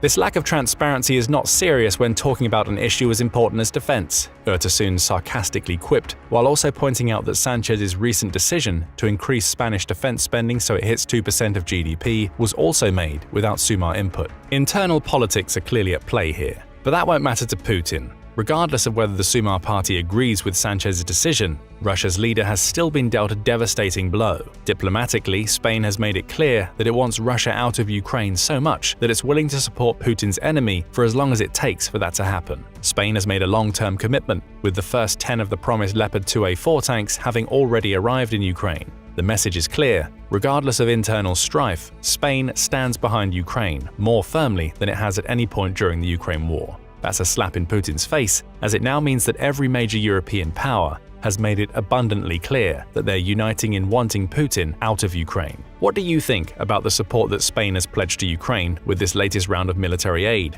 as well as its ongoing commitment to providing more in the future? Will it have a positive effect on Kyiv's ability to repel Russia's invading forces in the long term? Turkey just delivered a crippling blow to Russia. By leveraging its control over the Black Sea and making a bold statement regarding Crimea, Turkey is forcing Putin into a corner. The man who thought invading Ukraine would divide the world and prove his military genius now finds himself outplayed by Erdogan. So what's pushing Erdogan to take such bold steps? And how might this shake up the regional power game? Turkey's moves are turning the tables on Putin faster than he could have predicted, and he's not exactly known for his foresight these days. But Erdogan's boldness didn't come out of nowhere. It's part of a carefully crafted strategy Putin clearly underestimated. For 2 decades, Erdogan has been steadily tightening his grip on Turkey, embracing a militarized, neo-Ottoman vision for the country. Meanwhile, Putin likely thought he'd found a reliable ally, someone who'd happily buy his discounted oil and gas while the rest of the world shut Russia out. Turkish purchases of Russian energy doubled between 2021 and 22, and Putin probably assumed Erdogan was in his pocket. Big mistake. If Putin really believed he had Erdogan under control, he's missed the plot entirely. Turkey and Russia have clashed for centuries. Erdogan has been playing both sides in the Ukrainian conflict, but on September 11th, he made his move, declaring Crimea must be returned to Ukraine. Why would Erdogan pull the rug out from under Putin now? Simple, Putin isn't nearly as clever as he thinks. The wannabe Tsar is discovering the hard way that Erdogan's strategy is way more ruthless than he ever anticipated. And what better place to hit Putin where it hurts than Crimea? This isn't just a random patch of land, it's one of the most important pieces of real estate in Eurasia. Any power that controls Crimea controls the Black Sea. Historically, Crimea was ruled by various Turkish polities before the Ottoman Empire took it over from the Crimean Khanate in the mid-15th century. Of course, Peter the Great eventually realized the strategic value of this peninsula 250 years later, recognizing it as Russia's key gateway to a warm water port. For Russia, Crimea wasn't just about trade, it was a matter of security, a staging point that once enabled centuries of brutal slave raids across Eastern Europe. A long series of wars followed Peter the Great's initial attack on the Turks in 1686, ending with Russia's takeover of Crimea in 1783. Still, Russia and Turkey continued to fight one another until World War I. The Ottoman Turks might have lost Crimea, but they still had an interest in preventing Russia from getting too strong in the Black Sea. This interest continued even into the 20th century. Turkey joined NATO in 1952 for this purpose, and to this day, it hosts American nuclear weapons on its soil as a way to check Russia. Turkey's membership and basing arrangements with the US military was the only card NATO had to play in the Cold War, as the Black Sea was otherwise a Soviet lake. Crimea was like a dagger pointed at Turkey from the moment that Russia acquired it. In this regard, the transfer of Crimea to Ukraine in 1954 and its retention as Ukrainian territory following the end of the Soviet Union was an excellent development for Ankara. After 1991, Turkey's historical rival had been left with little influence in the Black Sea, a complete reversal of the situation that prevailed in the Cold War.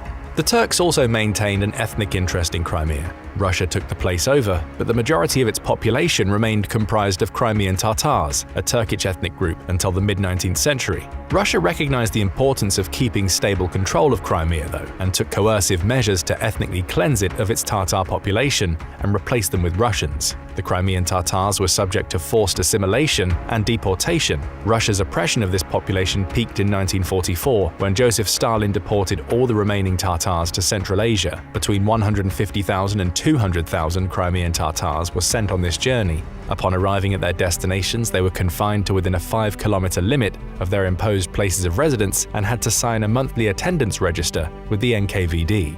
In these open-air prisons, they were consigned to work on state-owned farms or factories in return for menial wages. The Tatars were not allowed to return to Crimea until 1988, amidst Gorbachev's perestroika reforms. By 2002, 260,000 had returned out of an estimated 500,000 in ex-Soviet territory. Naturally, the Tatars, which today make up around 12% of Crimea's population, were not happy when Russia unilaterally annexed the peninsula in 2014. Since then, Russia has gone back to some of its old tricks. In March, a United Nations human rights team traveled to Ukraine and sought urgent access to Crimea over alleged mistreatment of the Tatars there, including the death of a well-known activist. Tatar language education has also languished under Russian rule. Pressures have mounted for them to speak Russian instead. With this history, it should not be surprising that Turkey opposed Putin's moves in Crimea from the beginning, although not always as strongly as the West would have liked. In 2015, it condemned Russia's persecution of the Crimean Tatars, but did not go so far as to become part of the sanctions regime imposed in response to Moscow's actions, there or in Ukraine as a whole. Turkey's lack of zeal was a preview of things to come, and it might have been a reason why Putin thought he had a card to play with Erdogan.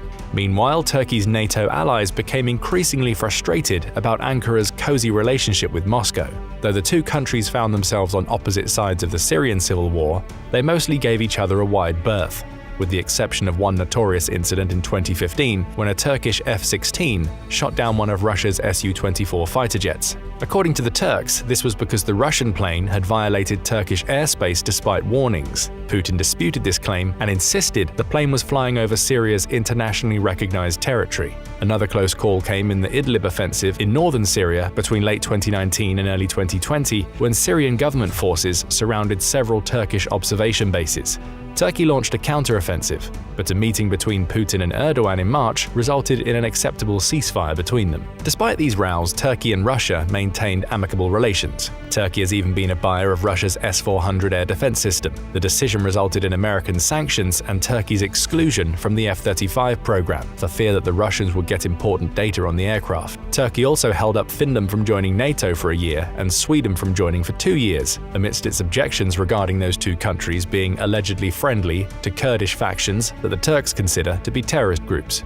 This diplomatic impasse was not done in league with Russia, but Putin certainly welcomed it.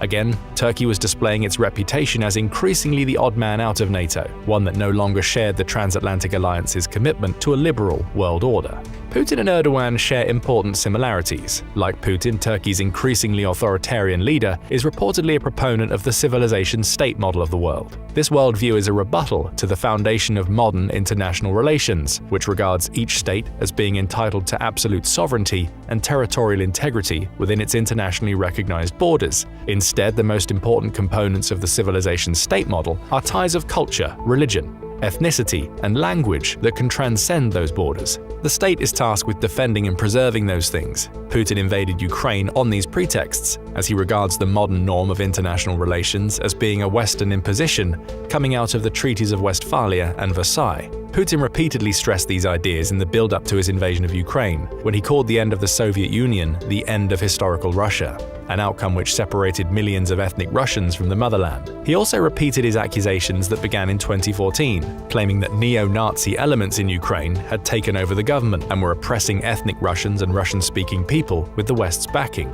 In his 2021 essay entitled On the Historical Unity of Russians and Ukrainians, Putin further elaborated about his civilization-centered worldview when he claimed that Russia, Ukraine, and Belarus had historically been one nation and one people, united under the Russian Empire and Soviet Union and then torn apart, now separated by these Western impositions of international relations. Toward the end of the essay, Putin was more transparent with his ideas about what world order should look like. He mentioned that though Western countries had demarcated borders, they were close to one another and shared ties of culture and language, with people frequently crossing between their territories and feeling at home because of those similarities. He gave the examples of the United States and Canada, as well as Germany and Austria. He said the same was true for Ukrainians who now live in Russia. Rather than being separate, he said, we see them as our own close people. Putin also said that the entire concept of Ukrainian statehood, should it follow the West's model, is based on the idea of being anti-Russian. He vowed that he would never allow Russia's historical territories and people to be used against Russia. He concluded,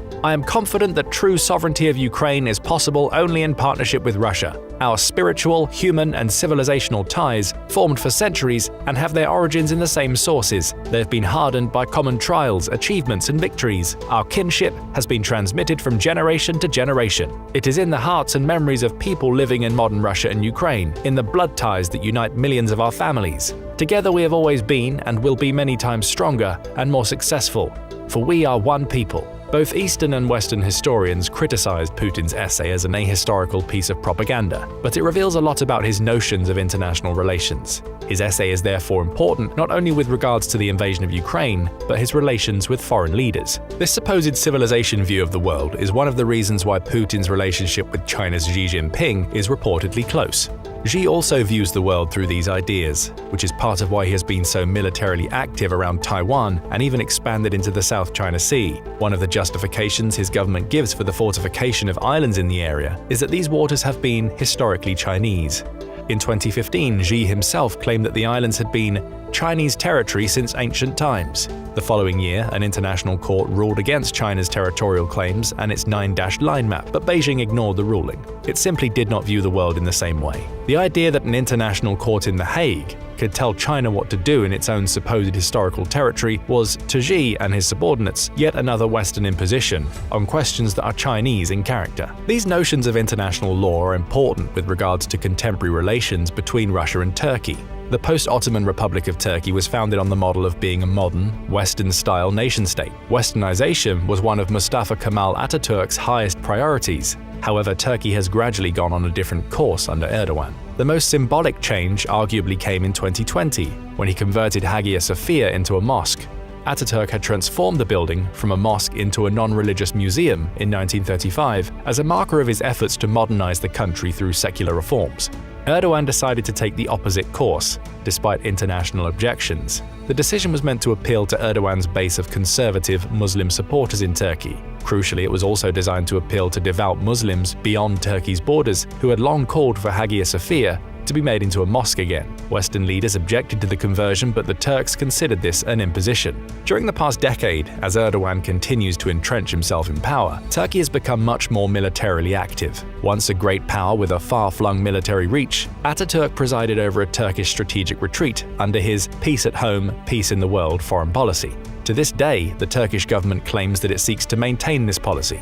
Even during World War II, Turkey remained neutral until the closing months. Turkey's entrance into NATO slightly shifted this foreign policy, but since Soviet Russia now had near-hegemonic power in the Black Sea, Ankara was left with little choice. Intervention in the Cyprus dispute in 1974 marked the beginning of a more active Turkish foreign policy. Turkey's long war with the Kurdistan Workers' Party also helped to gradually bring it out of strategic retreat, but Erdogan accelerated it. Turkey is no longer a passive player. It's conducted major combat operations in Iraq and Syria and has built military relationships with countries as far afield as Libya, Pakistan, Somalia, and as we will soon see, Eastern Europe. Its military footprint includes most of the lands formerly within the Ottoman Empire. Erdogan has also repeatedly questioned the 1923 Treaty of Lausanne, which sets Turkey's internationally recognized borders. He claims that Ataturk was forced to make these concessions under unequal terms and that Turkey has the right to demand a return to an earlier territorial plan set out by the Ottoman legislature in 1920. These territories included Cyprus, parts of northern Syria and Iraq, all of Armenia, parts of Georgia and Iran, and the Aegean Islands, stretching west to parts of mainland Greece. Mapmakers in Turkey have begun to be more aggressive with their territorial claims, including parts of Armenia and Syria within Turkish borders. It's a tactic they might have learned from their Chinese counterparts, who are conducting similar salami-slicing operations to assert claims to territory beyond their internationally recognized borders using these maps as part of their information warfare efforts. Turkey's increasingly active foreign policy under Erdogan has lent to accusations that it now has neo-Ottoman ambitions. While some Western experts have focused on growing authoritarianism within Turkey's borders, others, such as those at the Middle East Institute, warn that this is too narrow a viewpoint to understand its true objectives. One of them is in the promotion of a pan-Islamist political movement. There is a historical bias for this policy. The Ottoman sultans claimed that they were the legitimate caliphs, the successors of the Prophet Muhammad, and rulers of all members of the Muslim community. The title combined secular and religious functions.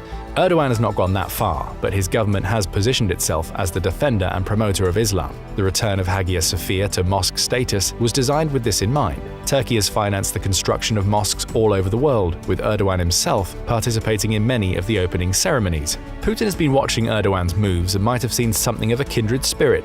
Someone who rejects Western standards of international norms and seeks to remake the world's order on ideological lines suitable for him.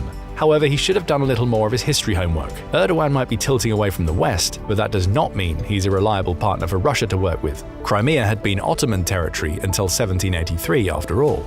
Along with demanding the rights of Crimean Tatars be protected, Turkey did not recognize any Russian right to Crimea. In 2016, Erdogan told his then Ukrainian counterpart, Petro Poroshenko, that Russia was illegally occupying the peninsula. He reiterated this stance following the invasion, when he said that international law demanded that Russia return Crimea to Ukraine. Turkey also forged a strong military partnership with Ukraine in the years before the war. Turkey has been a provider of large amounts of military equipment to Ukraine, most notably its Bayraktar TB2 drone, which is only the most famous example.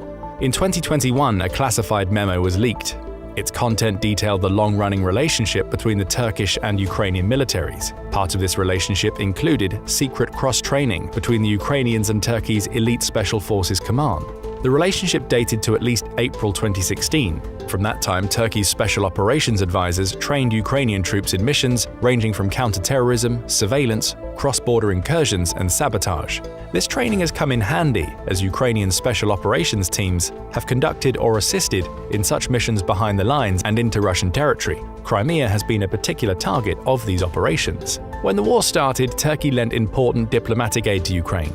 It condemned the invasion in Resolution ES 11-1 of the United Nations General Assembly. More importantly, it invoked the wartime provisions in the 1936 Montreux Convention regarding the regime of the Straits. By officially recognizing Putin's so-called special military operation as a war, the Turks closed off the Dardanelles and Bosporus to ships from the Russian Navy, permitting only certain recognized ships in the Black Sea Fleet to return to their base, as specified in Article 19. Russia had hoped to use its closer relationship with Turkey to avoid this. 3 days after the invasion began, Turkey exercised these powers. As a result, the Russian Black Sea Fleet cannot be reinforced. Russia was therefore obligated to be cautious about how it used the vessels it had available in the theater and limited its offensive potential. Ukraine subsequently destroyed or heavily damaged many of these vessels, forcing them to retreat. In September 2024, Erdogan reiterated its intention to see Crimea returned to Ukraine. Our support for Ukraine's territorial integrity, sovereignty, and independence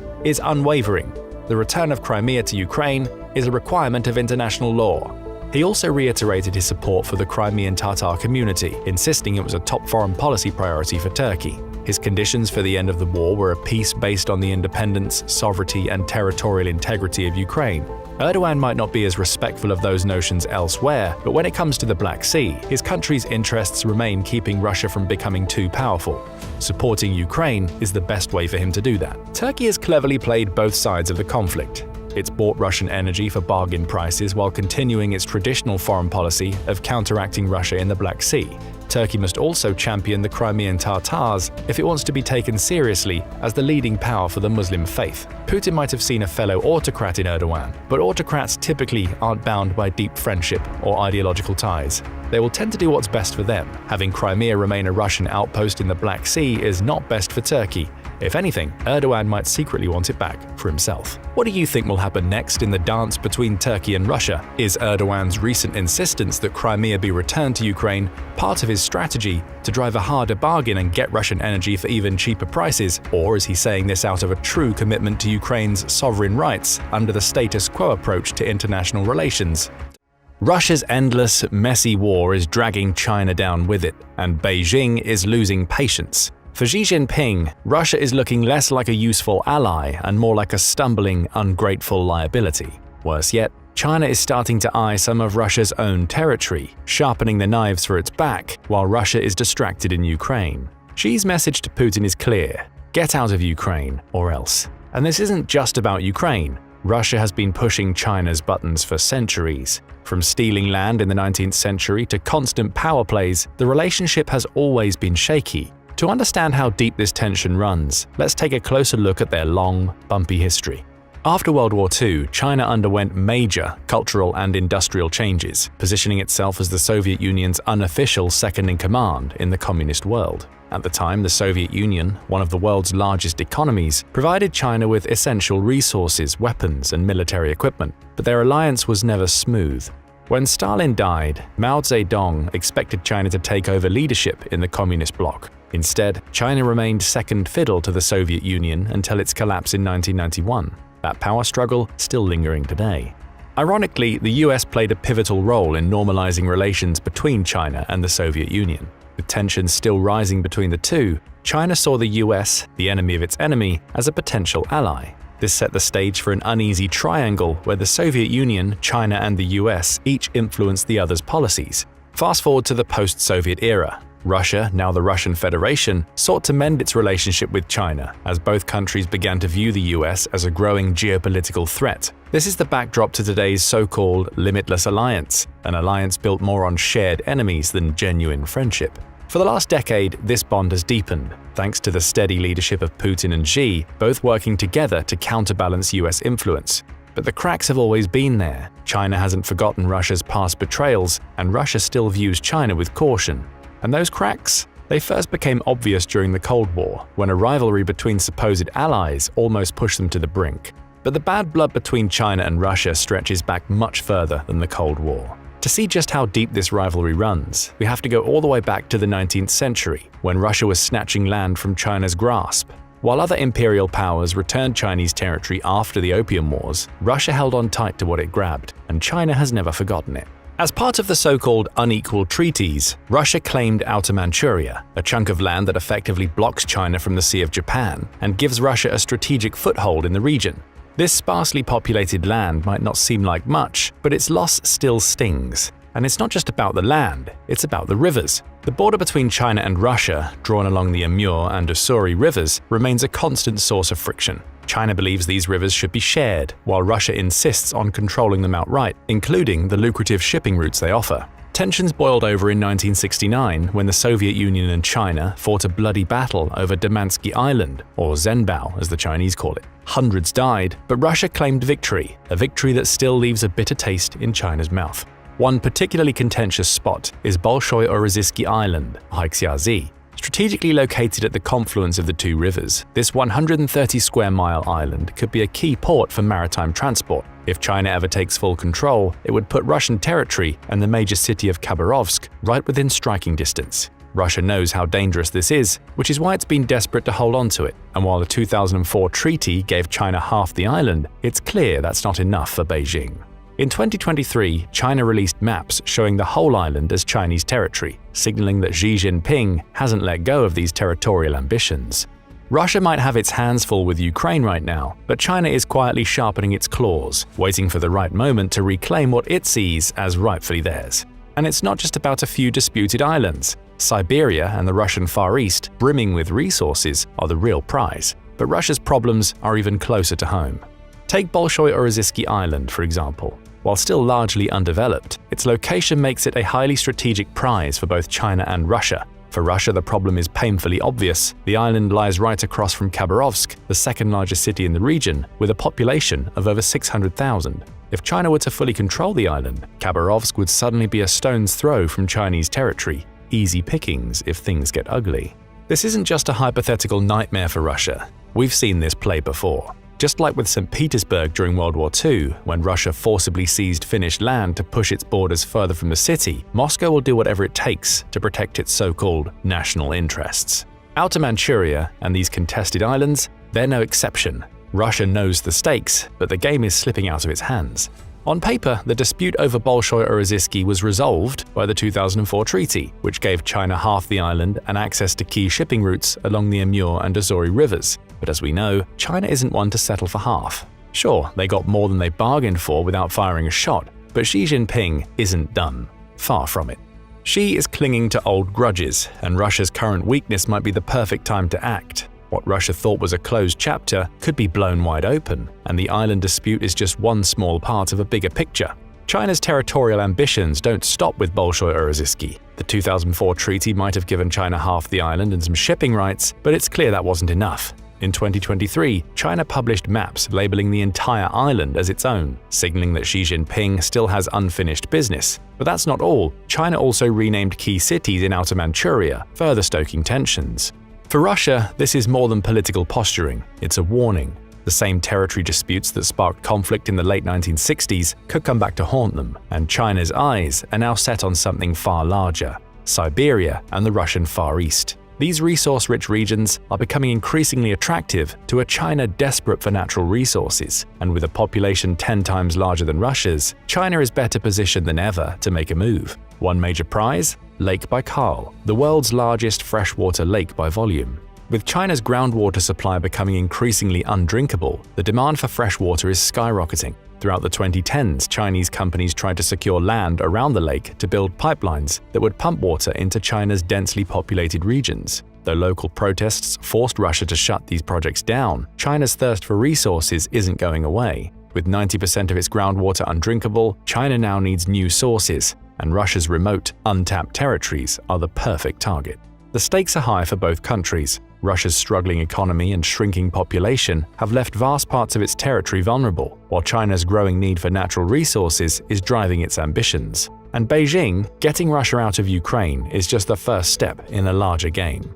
With the war being waged for over 2.5 years now, it's become clear that Russia's main attributes are aggressiveness and flagrant disregard for human life, both military and civilian, Russian and Ukrainian. This presents a huge issue for China, particularly due to its forward-thinking attempts to create a second axis of power and influence that would rival the US. And to create that axis, China will need more resources, which plays into one of the most ambitious infrastructure projects in the world, the Belt and Road Initiative. The BRI is a near-global project for China to expand its sphere of influence via roadways, cargo routes, and train tracks. Dubbed the New Silk Road, the goal of the project is to directly connect China with countries across the Himalayas, including the lucrative Middle East. Why? Oil and gas. Saudi Arabia, Iran, and Iraq are all among the top 5 countries in the world in terms of oil deposits and production. However, the only current oil trade between the Middle East and China is conducted via ships, which need to pass through the Indian Ocean and the Strait of Malacca. The strait in particular is one of China's sore spots, pretty much since every ship going from China to the west passes through it. And the strait is managed by Singapore, which is in turn allied with the US, with the latter having several military bases located near the strait. This presents a significant security and economic issue to China. If China wants to act on its long-term goal of trying to invade or occupy Taiwan, it needs to go directly against the US in that hypothetical scenario. The US, alongside other members of the Quad security dialogue, Australia, Japan, and India, would likely create an impenetrable barrier surrounding the Strait of Malacca, preventing Chinese trade ships from entering the Indian Ocean. With China dependent on naval trade routes, trying to import resources in this manner would be tantamount to political and economic suicide for a country so lacking in natural resources. And that's where the BRI comes in. By creating additional routes through which China can obtain its resources, it reduces the reliance it has on the Strait of Malacca for conducting trade and obtaining capital. Furthermore, the BRI initiative reaches far beyond the Middle East. As many as 145 countries have expressed interest in being a part of the project, many of which are developing nations in Africa and South America. Thus, the BRI can also help China carve more influence in the world and make itself a lucrative option for trade and geopolitical relationships. That being said, the BRI is nowhere near close to being complete. The project is estimated to cost as much as $10 trillion overall, and the first phases are only starting to appear in official planning documentation. Thus, China's primary goal as of now seems to be creating a stable overland connection to Pakistan. While not the BRI, this plan would be a significant victory for China, as it would allow trade to pass from China to Pakistan and then over into the Middle East, either via land or through the Arabian Sea. Either way, China can avoid both nations that have significant claims and influence in the Indian Ocean, those being the US and India itself. But what does Russia have to do with the BRI? Russia itself is just one of the targets for the initiative, helping China secure more resources from Siberia. But more importantly, with Russia and China being allies, Russia's actions directly reflect on China. With Russia playing the role of an eternal aggressor and China closely monitoring or even helping Russia by providing it with weapons and helping it skirt around Western sanctions, nations that might be interested in becoming a major trading partner with China might turn to the US instead. And that's why China is so adamant about Russia getting out of the war in Ukraine one way or another. The longer the war goes on, the more disruption Russia will cause to its alliance with China simply by degrading the latter's influence with the rest of the world. Additionally, the proposed BRI is already an expensive proposition, but the COVID pandemic severely hit the economies of the same developing nations that would be ideal candidates for China's investments. With their economies slowing down, many of the investments that China had planned have not panned out at all. Some nations have been put into debt, so subsequent investments would cripple their economy and make them more dependent on China as a result. While this might be a good thing for China overall, it sets a particularly bad precedent for how China conducts its business and helps create a different axis of influence. Another wrench in the global economy has been the Russian invasion of Ukraine, one of the world's largest exporters of grain. Russia, meanwhile, is one of the largest exporters of oil and petroleum products. The invasion has impacted both in this regard, temporarily halting Ukraine's ability to export through the Black Sea, while Western sanctions on Russia have made it unable to trade with other countries. That's left Russia needing to conduct its trade through China. While the bilateral trade agreement between the two countries reached a record high amount of $240 billion in goods in 2023, the trade throughout has started to slow in 2024, likely as a result of sanctions catching up to China. Furthermore, the US has started to threaten Chinese banks that still conduct business with Russia, forcing China to choose between backing the Russian economy or maintaining its influence across the world. So what's China's solution to this dilemma? It seems that Xi is trying to maintain an illusion of neutrality in the ongoing Russo-Ukrainian conflict. However, this illusion quickly disappears when you realize how much China has been helping Russia, and on multiple fronts. When Russia was hit with sanctions by most of the Western world, it was only left with BRICS, the intergovernmental alliance consisting of Brazil, Russia, India, China, South Africa, Iran, Egypt, Ethiopia, and the United Arab Emirates. Their continued inclusion is likely due to the fact it's still a possible major oil and gas exporter. It's highly probable that BRICS is being led by China on all accounts, and Russia only gets to play along since it's still a relatively big economy on par with some of the other members. Most of the BRICS members have been helping Russia skirt around the sanctions by importing goods from other countries, relabeling them, and then sending them to Russia. Out of all the BRICS countries, China by far has the most influence and impact on the Russian economy. With Russia practically banned from using the US dollar, the countries have turned to the yuan and ruble to conduct bilateral trade. This hasn't slowed Russia's economy as much as the Western world would have hoped when the sanctions first hit. Additionally, while China has been peddling the idea that it doesn't directly support Russia's advances in Ukraine, the reality is quite different. Since Russia doesn't actually produce most of the high-tech parts that go into modern weapons and vehicles, it turns out China was the country's biggest supplier all along. China has also been using its immense industrial capacity to manufacture parts for the Russian war machine. The BBC estimates that 70% of all machine parts and 90% of all electronics and microchips that end up in Russia come either directly from or through China. All of these factors make it clear that while China and Russia have a strong alliance, it's actually more tenuous and uneven than it looks. For all the support China has been providing to Russia over the 30 months of war, Russia hasn't managed to make any significant progress in pushing further into Ukraine. Throughout the entire 2024, in fact, Russia has occupied roughly 600 square miles of territory. On the other hand, Ukraine has managed to achieve pretty much the same level of control of the Russian region of Kursk within a few weeks. With Russia unwilling to back down from its current war efforts, it turned to China for support, and China's plan for Russia to get out of the war is pretty bold. China's proposal for the so-called peace agreement is to simply proclaim the current situation as the status quo. China would like to see Russian sanctions dropped, which would allow it to trade more openly with China, thus further entrenching its influence in Russia, all fighting to stop, and the current territory that Russia occupied remains under tentative Russian control. The statements that China has issued are also controversial because China still maintains that it's a neutral country in the conflict, despite overwhelming evidence that it supports Russia. Their peace agreement plan would essentially help Russia win the war. But regardless of what China's statements actually are, the intent is clear. It wants Russia to get out of Ukraine, even if that means redrawing the Ukrainian borders. Otherwise, China may see its alliance with Russia degrade heavily in the coming months. If the Western threats of sanctioning Chinese banks become reality, it could mean a big hit for the Chinese income from trade with Russia. Additionally, the increasing NATO support for Ukraine means that Ukraine has been receiving more and more modern weaponry. NATO's chief officers believe that it might be time to give the green light to Ukraine to let them use the long-range missiles donated to them to strike deeper into Russia. This could potentially turn the tide of the war itself. If Moscow gets directly attacked, Putin might lose all of his leverage within the country and public support. Why does this matter? Well, as we established previously, both China and Russia haven't had a change in leadership in over a decade. If the war in Ukraine starts going sideways for Russia, there might be a scenario where Putin is forced to leave his post as the president, or worse, gets forcibly deposed in a revolution. Should that happen, there's no telling whether the next head of the Russian state maintains such close ties with China. If there's enough pressure from the West, the new government might turn 180 degrees towards the US, completely changing the geopolitical situation, not only for China, but perhaps for the world as a whole. And China doesn't want that to happen under any circumstance. That's why Xi is adamant about wanting the war to end as soon as possible.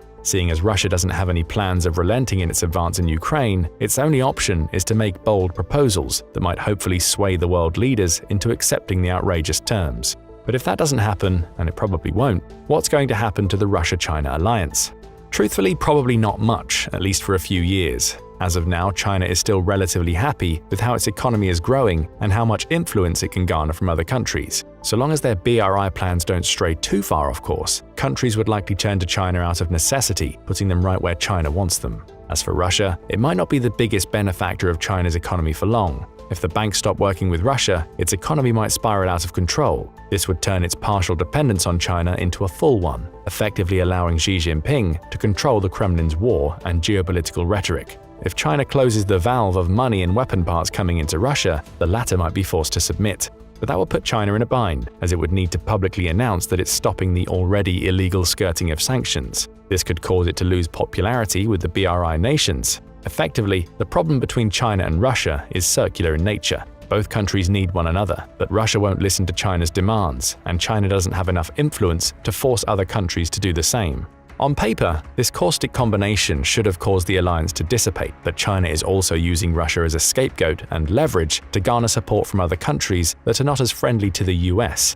In China's mind, perhaps truthfully, if they were to leave Russia to be the sole enemy of NATO, there might be no telling how BRICS countries would split their allegiances. While the alliance is informal in nature, its members have shown that they can support Russia in its ongoing war effort, which they may continue to do without China leading the pack. With many of the members taking a wait-and-see approach to the war in Ukraine and how it affects global geopolitics and economy, China is practically forced to do the same. Despite all of that, China still has one final trick up its sleeve through its border dispute with Russia. If Putin doesn't relent in his ongoing war effort, China might just decide to act on this. It would practically force Russia to choose between invading Ukraine and keeping its Far East secure. This would be one way to get Russia out of the current war, albeit by forcing them into the next one. Only this time, China wouldn't be helping Russia at all. Considering how inept the Russian military has proven to be at invading Ukraine, China could very likely succeed at occupying Outer Manchuria without significant difficulty and reinforce its previous claims on the region. But it's also possible that China will go a step further and move deeper into Siberia to get the true bounty of the land: access to Russian natural resources. Without Russia being the go-between for trade, China's industry will be poised to reach new heights, with free access to more minerals, timber, oil, and water. Of course, in this scenario, there are two factors that make life difficult for China. First, the US is already mounting pressure on China with regard to Taiwan and reinforcing its stranglehold on the Strait of Malacca. If China makes an offensive move, the US might follow. This could plunge the world into a new world war, with alliances quickly coming undone between countries that support the US and NATO, with Russia and China each playing their part. Secondly, Russia is virtually tied with the US for the world's largest arsenal of nuclear weapons, with about 1,700 nukes each ready to go at the push of a few buttons. China also has a nuclear weapons supply of 500 warheads, but only about 24 of them are ready to go, and even those are in uncertain condition. With Russia's nuclear deterrence policy being that it justifies the use of nuclear weapons should another country with access to nukes attack them, Putin might just press the mutually assured destruction button. But with a concentrated attack on China, Russia wouldn't even need to use most of its nuclear bombs, just enough to replicate the attack on Japanese cities of Hiroshima and Nagasaki in World War II. It would set the Chinese economy and industry basically back to where it was at its beginnings as a communist country. So China must plan things carefully. Its only feasible option is to repeatedly warn Russia to get out of the war with Ukraine before it's too late. But it also can't sever ties with the country, as the BRI isn't nearly ready yet. Thus, the alliance between Russia and China will stay strong on paper, but both sides will start making contingency plans that will need to be adapted depending on how the war effort is going. But what do you think? Will China force the issue on Russia to get out of the war? Russian President Vladimir Putin is in crisis mode. After approximately 2.5 years of fighting, his military still hasn't been able to take Ukraine. In fact, for every territorial gain comes an even fiercer Ukrainian response. Worse yet for Putin, that response is increasingly being backed by the rest of the world. Hundreds of billions of dollars in military aid have been sent to Ukraine, with commitments being made for many billions more. Plus, Putin now has to face up to the fact that his actions have resulted in many NATO members taking steps to rearm themselves so that they're prepared for a possible conflict with Russia. This was not how the annexation of Ukraine was supposed to go. Russia anticipated storming in and taking the country in a matter of weeks, with the West not even having a chance to respond. That didn't happen. Still, at least it's just the West Putin has to worry about, right?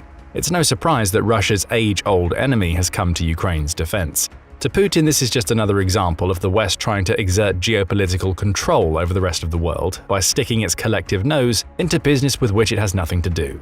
Except it's not just the West that opposes Russia. Since the outbreak of the Ukraine war, Japan has positioned itself as not only a partner to Ukraine, but an increasingly viable enemy to Russia. Now the country has dealt another devastating blow to Putin's ambitions and, with further changes to its internal policy, could become an even bigger thorn in the Russian president's side. That brings us to the video. We're going to dig into the latest devastating blow Japan has dealt Russia, along with exploring everything else that Japan is doing to oppose Putin's regime. You'll also learn why all of this is happening in the first place before we explore the key debate that rages on about Japan's approach to the Ukraine conflict. But first, the devastating blow. In February 2024, officials from Japan and Ukraine met to discuss a new investment treaty that could essentially act as a way for Japan to funnel money into Ukraine even as it faces constant bombardment from Russia. During those treaty negotiations, Japan reaffirmed a vow it made at the beginning of the conflict to continue providing support to reconstruct Ukraine. Those talks were extremely productive. Japan's Prime Minister Fumio Kishida announced a bilateral tax treaty in which both countries will codify a set of tax rules that prevent double taxation of companies and individuals. In other words, Japanese investors who want to pour money into Ukraine no longer need to worry about being taxed by both Japan and Ukraine. While this may seem small, it's a sign that Japan is increasingly committed to helping Ukraine by making it easier for its investors to spend the money in the country. Money that Ukraine sorely needs to rebuild and fund its fight against Russia. Japan will support these new tax rules by easing visa controls, again making it easier for Japanese investors to enter and invest in Ukraine, in addition to providing more support to Japanese venture capital companies in Ukraine. Though Kishida didn't provide further details at the time, his Ukrainian counterpart Denis Shmyhal later posted on the social media platform Telegram that Japan would create a two-part program through which it would provide $1.35 billion in support to Japanese investors working in Ukraine. That's $1.35 billion that could turn into many more billions over time, all money Ukraine can use to fund both its war effort and its reconstruction. According to Shmyhal, the new tax treaty also opens doors for major Japanese car makers such as Toyota and Honda to open factories in Ukraine. Again, these production facilities are future-focused, providing work for Ukrainians after the war, while showcasing how international companies are far more willing to do business with Ukraine than they are with Russia. A devastating blow for Putin. And it's not the only blow that Japan has landed in recent months.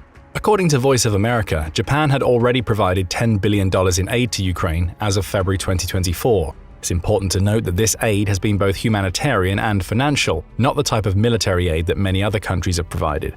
Following the conference between Ukraine and Japan's prime ministers, it was also revealed that Japan has pledged to provide a further $12 billion in financial assistance, of which $4.7 billion would arrive in Ukraine by the end of February 2024. That places Japan among the top 5 countries in the world in terms of providing financial aid to Ukraine, only falling behind the US, Germany, the UK, and various European institutions.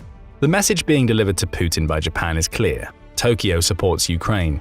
And if Putin didn't receive that message from this new volley of financial commitments, he'd have certainly gotten it when Fumio Kishida stood in front of the US Congress to deliver a speech on April 11, 2024. On that day, Kishida told Congress that US leadership on the global stage is indispensable, reinforcing Japan's commitment to what Putin would consider the Western global hegemony. Pointedly, Kishida also told those assembled, "As I often say, Ukraine of today may be East Asia of tomorrow," before further lauding the US for the support it provides not just to Ukraine, but to the Indo-Pacific region. He characterized Putin's special military operation as an onslaught from Moscow and asked how long it would be before countries in the Indo-Pacific, Japan included, would face similarly harsh realities were it not for American intervention.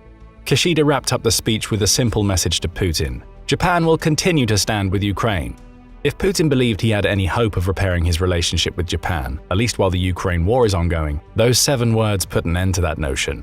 But in truth, the relationship between the two countries has been tense for decades, with Japan's announcement of more financial aid to Ukraine being just the latest in a series of disagreements that have built up to this moment.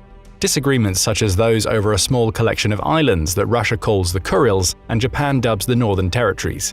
In the wake of World War II, the Soviet Union seized these islands, which are just 810 miles northeast of the northernmost Japanese island of Hokkaido.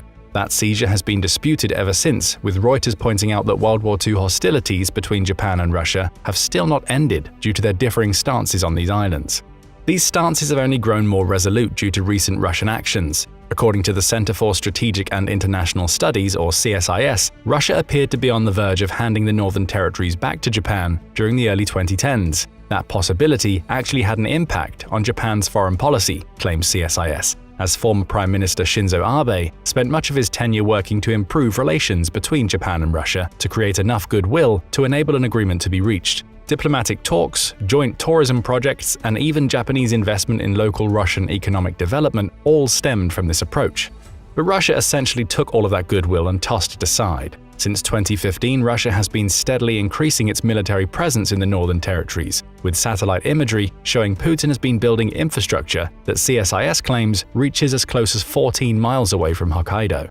These developments include the building of barracks large enough to host a population of 7,000 on Kunashiri, along with the storage of BAL anti-ship missiles or ASMs on the island. That island's southernmost point lies just 10 miles away from Japanese territory. Similar developments include the construction of barracks and installation of Bastion ASMs on Itarofu, just 50 miles outside Japanese territory, along with the expansion of a base and development of a Russian airfield on Paramashiri. That island is just 380 miles from Japan. The Bal and Bastion ASMs have ranges between 185 and 310 miles, leading to Russia essentially sending a message to Japan that it could strike practically any ship near Hokkaido if it wished to do so. Tensions were being raised throughout the 2010s. Then came Russia's invasion of Ukraine, which led to Japan showing that it wouldn't be cowed by Putin's aggression. Even with a growing Russian threat looming to its north, Japan had consistently provided financial aid to Ukraine. Furthermore, the country was one of the first to coordinate with the US and other members of the Group of Seven, or G7 nations, a collective of the world's 7 strongest economic powers, to implement punitive sanctions. These initial sanctions included asset freezes, restrictions on SWIFT payment access, and restrictions on the import and export of various controlled items. More sanctions have followed. April 2022 saw Japan revoke Russia's most favored nation status. More asset freezes and export bans were implemented, including bans on luxury goods from Russia. Even in 2024, Japan continues to build on its sanctions. February 2024 saw it join with the G7 to place a price cap on Russian oil, with even more asset freezes and export bans coming in March, April, and June. Japan has also shown its support for Ukraine in other ways. For instance, Fumio Kishida was the president of the G7 in 2023, a position he used to ensure that global attention remained on Russia's actions in Ukraine, according to CSIS. His actions included visiting Kyiv in March 2023, the first time a Japanese leader has visited an active conflict zone since World War II. Uncoincidentally, that visit to Kyiv happened around the same time that Putin held a summit in Moscow with China's President Xi Jinping, with the two events seeming to be the drawing of lines in the sand between the 4 nations. Kishida's wartime visit also marked a break in Japanese tradition, in which it generally focused on diplomacy rather than directly supporting sides in conflicts. Japan was no longer keeping out of the war. Through Kishida, Ukraine has also been given an opportunity to build relationships with Asian nations it may not have otherwise worked alongside.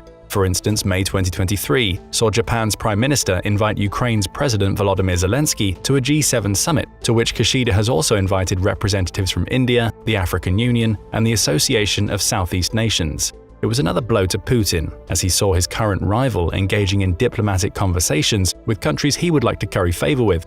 So we see the latest blow Japan has dealt to Russia. The promise of billions of dollars in ongoing financial aid is actually just the largest following several diplomatic jabs Japan has delivered. All of this leads us to a question.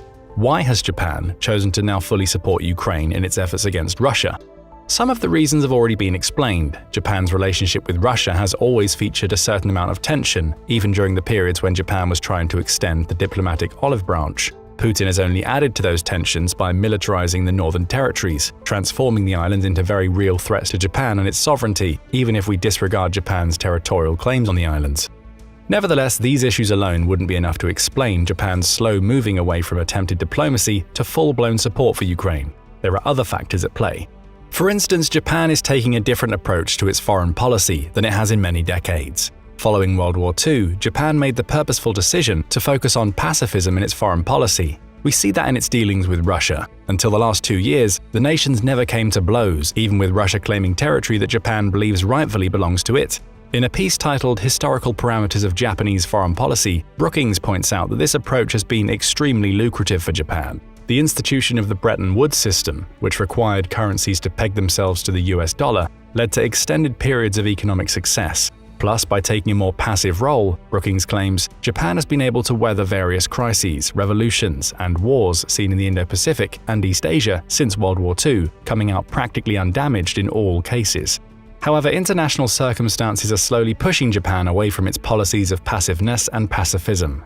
The increasing modernization of China since 2000 is one such issue, with Japan likely believing that it's slowly losing its position as one of the chief power brokers in the Indo-Pacific as China's influence grows. That growth in Chinese influence can also explain Japan's approach to Russia. Putin and Xi are clearly allies in many respects. That's evident from the previously mentioned summits. Couple that with Russia's militarization of the northern territories, and Japan now has 2 countries that are subtly, and sometimes not so subtly, threatening its sovereignty. In the face of these issues, Japan has needed to change its national strategy. According to CSIS, this change is actually the result of an evolution that began during the Gulf War in 1991. At that time, Japan heavily relied on the Middle East for its oil imports, though it also contributed $13 billion to support the coalition forces fighting in the Gulf. At the time, Japan's actions were criticized as checkbook diplomacy, with many wondering why the country refused to dedicate any of its own forces to support the coalition soldiers. CSIS notes that the criticism marked a change in how Japan approached the concept of international cooperation. The years that followed saw it forming and expanding partnerships with its allies, in addition to boosting its defense spending. The latter efforts culminated in Japan's cabinet approving a request for the country's largest ever defense package. The package will see Japan invest $55.9 billion into its military in 2024, with the number increasing annually until it reaches a peak of $62.5 billion in 2027. Add Japan's inclusion in a trilateral defense agreement with the US and South Korea into the mix, in addition to strengthening its ties with NATO, India, and Australia, and you have a country that's shifting its foreign policy. Passivity couldn't work in the current global landscape.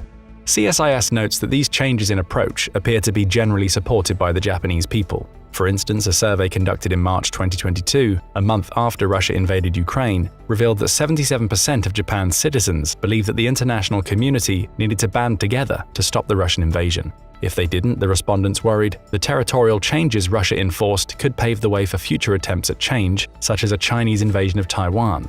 Again, it comes back to Japan becoming increasingly concerned about power plays by other nations. Russia taking Ukraine would make China more confident in attempting the same in the Indo-Pacific with Taiwan. So it was crucial for Japan that it became part of the collective effort to prevent Putin's special military operation, as doing so means it could justify being part of future collective efforts to stop Chinese expansion.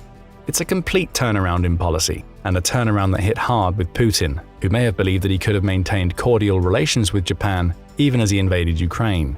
That could have been a possibility were it not for another change happening in Japan. The politicians who had spent so long trying to build a stronger relationship with Russia are gradually aging out. That's according to an October 2023 report by the Carnegie Endowment, which noted that even as Japan expressed its support for Ukraine, various pro-Russia lobbies inside the country were making headlines. These older politicians were claiming NATO's responses to Russia were provocative and that Ukraine had misguided policies. However, these lobbyists have been growing quieter since the 2010s, when pro-Russia policies in Japan were at their peak.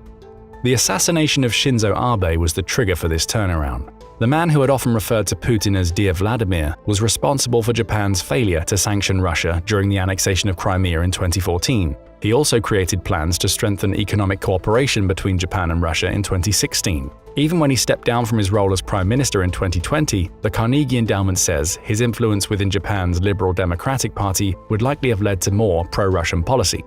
Abe's July 2022 assassination meant Putin lost his biggest Japanese ally. He's also had to watch as other allies such as former Prime Minister Yukio Hatsuyama and Yoshiro Mori have grown too old to have any true influence on Japanese policy. They are now retired.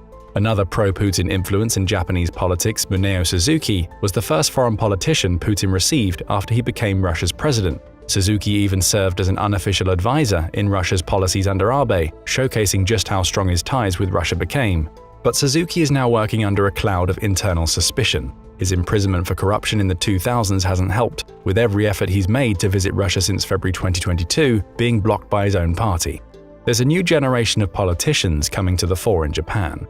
And with each loss of the old guard, Putin's influence has waned to the point where it's almost impossible for him to maintain a relationship with Japan. Signing a mutual defense pact with North Korea in June 2024 was essentially Putin putting an end to any chances of rebuilding that relationship.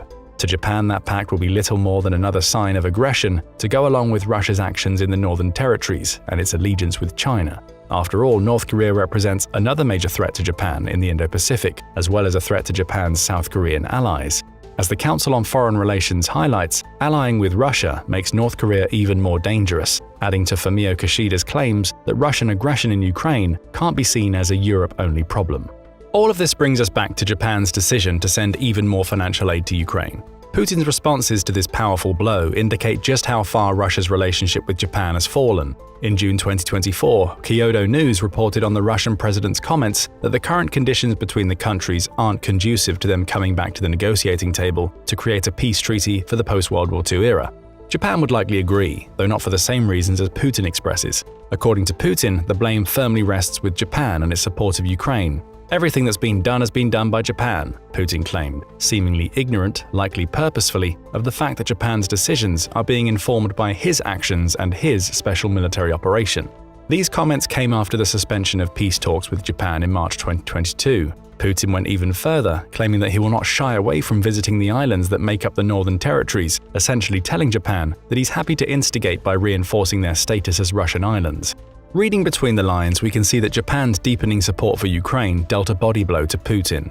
It's no coincidence that he ended the peace treaty talks in March, by which point Japan had already been supporting Ukraine for 2 years. The pledge of a further $12 billion in aid seems to be the straw that finally broke his back, with that money sending a clearer message than ever before that Japan is no longer an ally to Russia. It is an enemy. The status as an enemy leads us to the final question we'll ask in this video. Will Japan's pledges of financial aid ever turn into pledges of military aid? Debates have raged over whether Japan should take the final step in solidifying its support of Ukraine. If it does, the blow would be even more devastating to Putin than the deterioration of relationships he's had to watch over the last 2 years and Japan's financial aid packages combined. Still, Japan remains reluctant to provide weapons, to an extent. In truth, Japan has already found a handful of diplomatic workarounds that allow it to indirectly provide weapons to Ukraine without actually providing them itself. For instance, there appear to be no conditions placed on the billions in financial aid it's provided, meaning Ukraine is likely free to use that money to purchase weapons if it so chooses. If nothing else, that aid is helping to keep Ukraine's economy afloat during a period when it would be at deep risk of collapsing. Again, that can help Ukraine to purchase weapons, as well as enable it to keep its manufacturing base running so it can build weapons of its own. More interestingly, Japan has found several workarounds in the weapons department. For instance, Nikkei Asia reported in July 2024 that Japan had agreed to sell $90 million worth of Patriot missiles to the United States, supposedly to help the US replenish its numbers after it's provided hundreds of these missiles to Ukraine. There are no conditions on how the US uses these missile systems once they land in Washington. It's very possible, perhaps even likely, that the Patriot systems Japan is providing to the US will eventually find their way to Ukraine, with the US essentially acting as an intermediary so Japan doesn't have to deliver the weapons directly. Russia is aware of this. Its foreign ministry claimed that the appearance of any Japanese missiles in Ukraine would lead to consequences for Russia's relations with Japan. However, given the state of those relations, it's likely that Japan isn't too worried about what those consequences might be. It's also worth noting that Japan has provided protective gear to Ukraine as part of its aid packages. Deliveries of non-lethal equipment, including body armor, helmets, and about 100 non-military vehicles, show that Japan is willing to support Ukraine a little more directly. Still, it draws the line at sending weapons. Some argue that Japan needs to change this policy. For instance, an April 2023 article published by the Japan Times pointed out that Japan was the only member of the G7 that had yet to send weapons directly to Ukraine. However, the same report noted that Japan had made changes to its guidelines, allowing it to make the previously mentioned donations of helmets, body armor, and vehicles. At the time, talks were being arranged to discuss the possibility of making further amendments to those guidelines, which would allow Japan to provide Ukraine with lethal weapons. Those talks didn't lead to a change. However, the same report suggests that there is a growing appetite inside Japan for the country to take a more active stance. Nippon Ishin no Kai, a right-wing populist party in Japan, showcases that appetite. In 2023, the party's upper house secretary general, Naoki Inoue, chose to send 20 pickup trucks, each loaded with canned food and other supplies to Ukraine. He paid for this using a portion of his party members' stipends while sending a message about the delivery. As long as these pickup trucks aren't used to transport machine guns, there should be no problem. It's up to the receiver to use them in that way. As long as we ourselves do not offer the trucks with that intention, we are fine. In other words, it's the same approach Japan potentially might take with the replenishment of Patriot missile systems over a year later. Others argue that Japan may not be delivering weapons directly because it has a deficit at home. One of those people is Atsuko Higashino, who is a professor at the University of Tsukuba studying the Ukraine war. She comes out in favor of Japan delivering Patriot missiles to Ukraine, though she also believes that deliveries are unlikely in the near future because Japan still has a serious deficit when it comes to its defense systems, a deficit that the recent military budget approvals could see it rectify. Perhaps the future will see Japan lending more direct military aid to Ukraine once it believes it's in a position to defend itself against Russia and China in the Indo-Pacific. If nothing else, the $12 billion it pledged in February 2024 will be a serious blow to Putin, both in terms of increased support being lent to Ukraine and the further collapse of Russia's relationship with Japan. Should Japan choose to start sending weapons, that blow will be followed up with a haymaker signaling Japan's intent to truly oppose Russia. And not just in Ukraine, but also in its efforts to expand its influence in the Indo-Pacific, as well as its work to militarize the northern territories. But what do you think? Is Japan edging ever closer to a point where it'll start sending weapons to Ukraine, or is it still too stuck in its pacifism policies to do so? How do you think Russia would react if Japan crossed that line and went merely beyond providing financial aid to Ukraine? What's the best way to make amends with a friendly nation after you accidentally scrapped some helicopters they really wanted for their war effort? If you're Australia, the answer is simple. Send in the tanks. But why tanks and why now? The tank war in Ukraine has been brutal, and Russia's losing ground so fast. As of October 2024, Russia has lost a staggering 9,071 tanks, with 2,431 of them destroyed. These high destruction rates are bleeding Russia's resources dry. And while Ukraine has also lost tanks, the difference lies in quality. Russia is now pulling ancient tanks like the T-62 and T-54-55 out of retirement to keep up, while Ukraine's Western tanks continue to hold their ground. Ukraine's forces have Western-built tanks like the Leopards and Abrams that are not only tougher, but also designed to protect crews and deal devastating blows to the enemy. This advantage could be decisive if they get more Western support. And now Australia is stepping in. What exactly are they offering, and could this be a game changer? Let's dive in. Australia has been a consistent backer of Ukraine. It's the second largest provider of aid to Ukraine from the Indo-Pacific region after Japan, with over $1.5 billion in total since the war began. However, unlike Japan, Australia's aid has mostly been military in nature, rather than financial or humanitarian. Australia has given a broad array of offensive weapons to Ukraine, including the so-called cardboard drones made from Spy-Pack Corvo, crucial 155mm artillery shells in partnership with France, 6 M777 towed artillery pieces to fire those shells, 105mm artillery shells, armored personnel carriers, and 120 mine-resistant Bushmaster infantry support vehicles. Now you can add 49 more M1A1 Abrams tanks to the list. Australia has been a user of the Abrams since 2006, when it acquired 59 M1A1 versions of the tank from the United States. The acquisition replaced the older Leopard 1 tanks it had used in its armed forces since the middle of the 70s. The Abrams tanks featured a mixture of equipment used by the US Army and Marine Corps. The M1A1 Abrams first appeared in the mid-1980s, and production continued until 1992.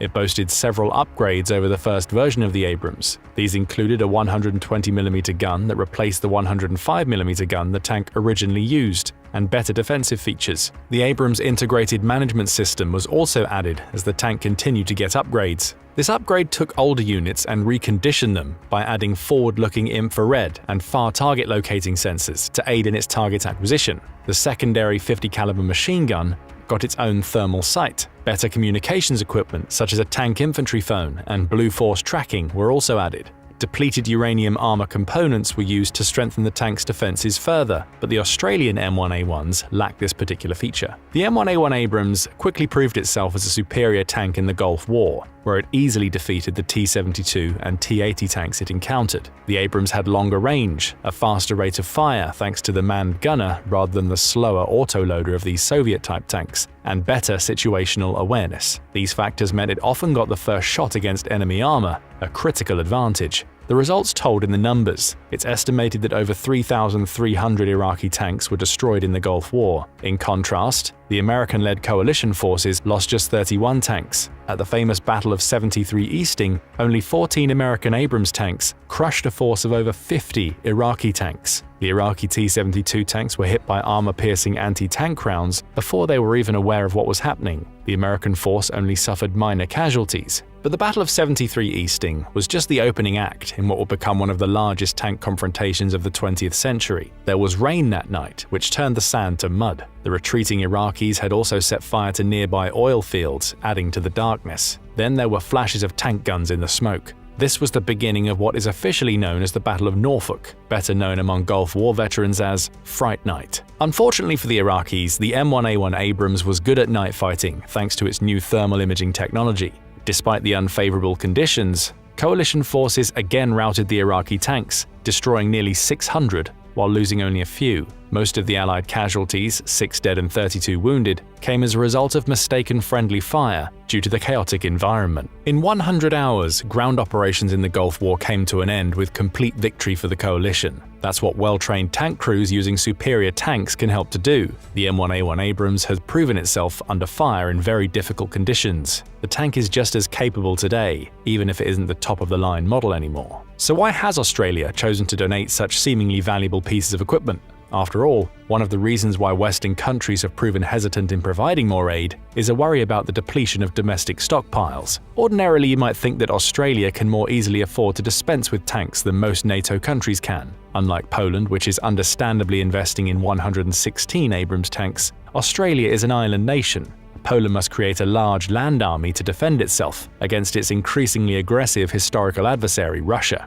In contrast, Australia's primary threat is from an expansionist China. As a result, Australia, like its American ally, is moving away from prioritizing the war on terror and shifting toward great power competition. For Australia, a confrontation with China would entail hostilities primarily taking place in the seas and skies of the first island chain. Australia therefore needs to build or acquire ships, submarines, aircraft, and missiles first and foremost. Tanks would seem to be less important in such a security strategy. However, that assessment would be wrong. Australia never intended to get out of the tank business. On the contrary, tanks could prove vital in quickly covering strategic ground on these small islands and defending them from landings, just as they had in World War II. Although land operations against China would be comparatively limited, Australia is still upgrading and replacing its tanks. In April 2021, Canberra requested the purchase of 160 M1A1 tank hulls in order to build 75 of the newer M1A2 SEP version 3 tanks, along with other types of vehicles. In January 2022, Australia decided to buy 75 M1A2 tanks from the United States in a deal worth $3.5 billion. This was a purchase order more than adequate to replace the earlier fleet of M1A1 tanks. That left the question of what Australia should do with its older models that were reaching the end of their service life. Ukraine has long desired these tanks. It first requested a batch of 14 of them in May 2023. However, like many other cases in this war, the request took a long time before being granted. Australia hesitated because of the perceived high logistical costs to transport these tanks. Abrams tanks are not easy to transport because of their weight. They could also not be shipped to Ukraine directly, but had to come by way of the United States. In February 2024, Canberra insisted that delivering the retiring M1A1 Abrams tanks to Ukraine was not on the table because of these challenges. Later in the year, Australia further set back relations with Ukraine by burying, yes, burying, helicopters that it had sent a formal request for. These were helicopters of the MRH-90 Taipan fleet.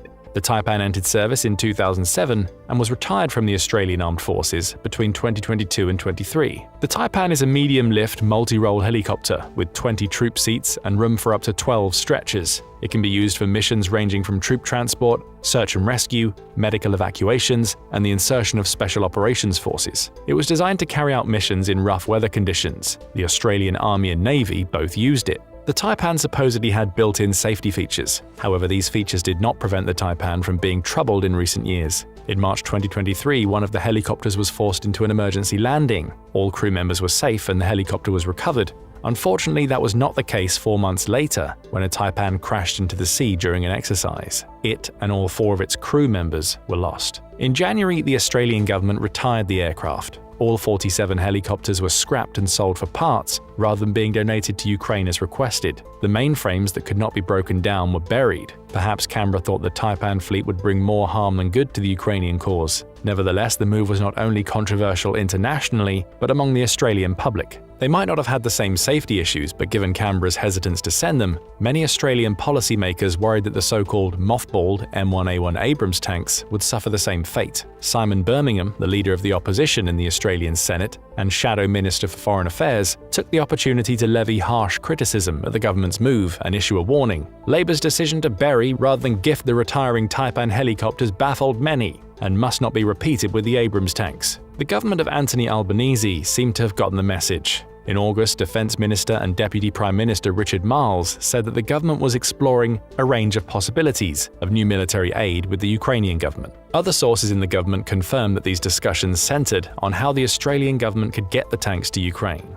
In September, the diplomatic dance to donate the tanks began in earnest. At that point, Canberra had decided to make the donation. However, it could not make such a donation on its own. It needed permission from the United States, the origin country of the tanks. Since Ukraine was a third country, the United States as the point of origin could refuse such a transfer under its international traffic in arms regulations. Fortunately for Ukraine, the United States has already donated the same M1A1 Abrams tanks, so it would have looked baffling for Washington to refuse such an offer now. It didn't take long for the United States to give the Australians the go-ahead to donate the tanks. On October 16th, Canberra announced that it would be sending at least 49 of the M1A1 Abrams tanks to Ukraine in a deal worth $245 million. The move coincided with the NATO defence ministers' meeting in Brussels, which Australia's defence industry minister, Pat Conroy, was attending. He later met with his Ukrainian counterpart on the margins to give him the details. Although these older Abrams were supposedly mothballed, they were still in good condition. Retired Lieutenant Peter Lee, who served as Australia's Chief of the Army between 2002 and 2008,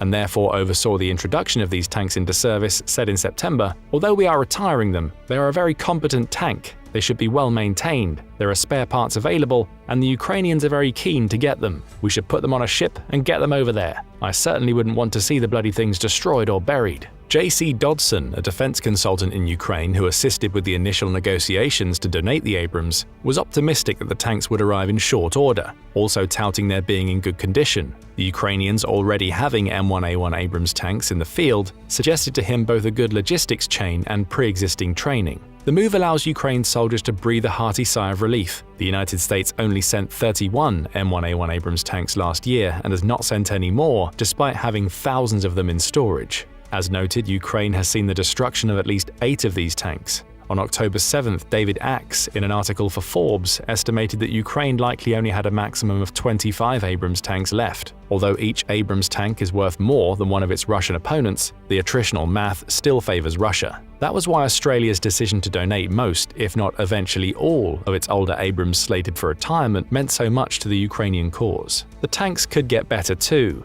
Australia might have originally slated these tanks for mothballing, but the Ukrainians will probably find a way to modernize them anyway. Ukraine has shown that the M1A1 of the 2000s vintage can still be adapted to changing realities. The war has revealed much about the new demands that modern technology will put on armies in general and tanks in particular, particularly with drones and counter-drone technologies. Drones have been more commonly responsible for tank destruction in Ukraine than other tanks have. Unlike the Battle of Norfolk in the Gulf War, direct tank combat has been rare in Ukraine. Small Ukrainian drones in particular have been among the most lethal tank-killing weapons in this war. Russia has been slow to adapt to these demands. Early in the year, Ukraine started to find T-72s that looked to be equipped with drone jammers. Once captured, they found that these jammers were unlikely to work because of their poor positioning on the tank and bad construction. But Ukraine saw the attempt as important and understood that it needed to adapt its tanks to counter Russian drones too. The Abrams tanks in Ukraine are operated by the country's elite 47th Mechanized Brigade. This unit has been in combat for over 15 months straight and was recently rotated off the front line for a well-deserved period of rest, but that didn't mean the work stopped. The brigade's sole Abrams battalion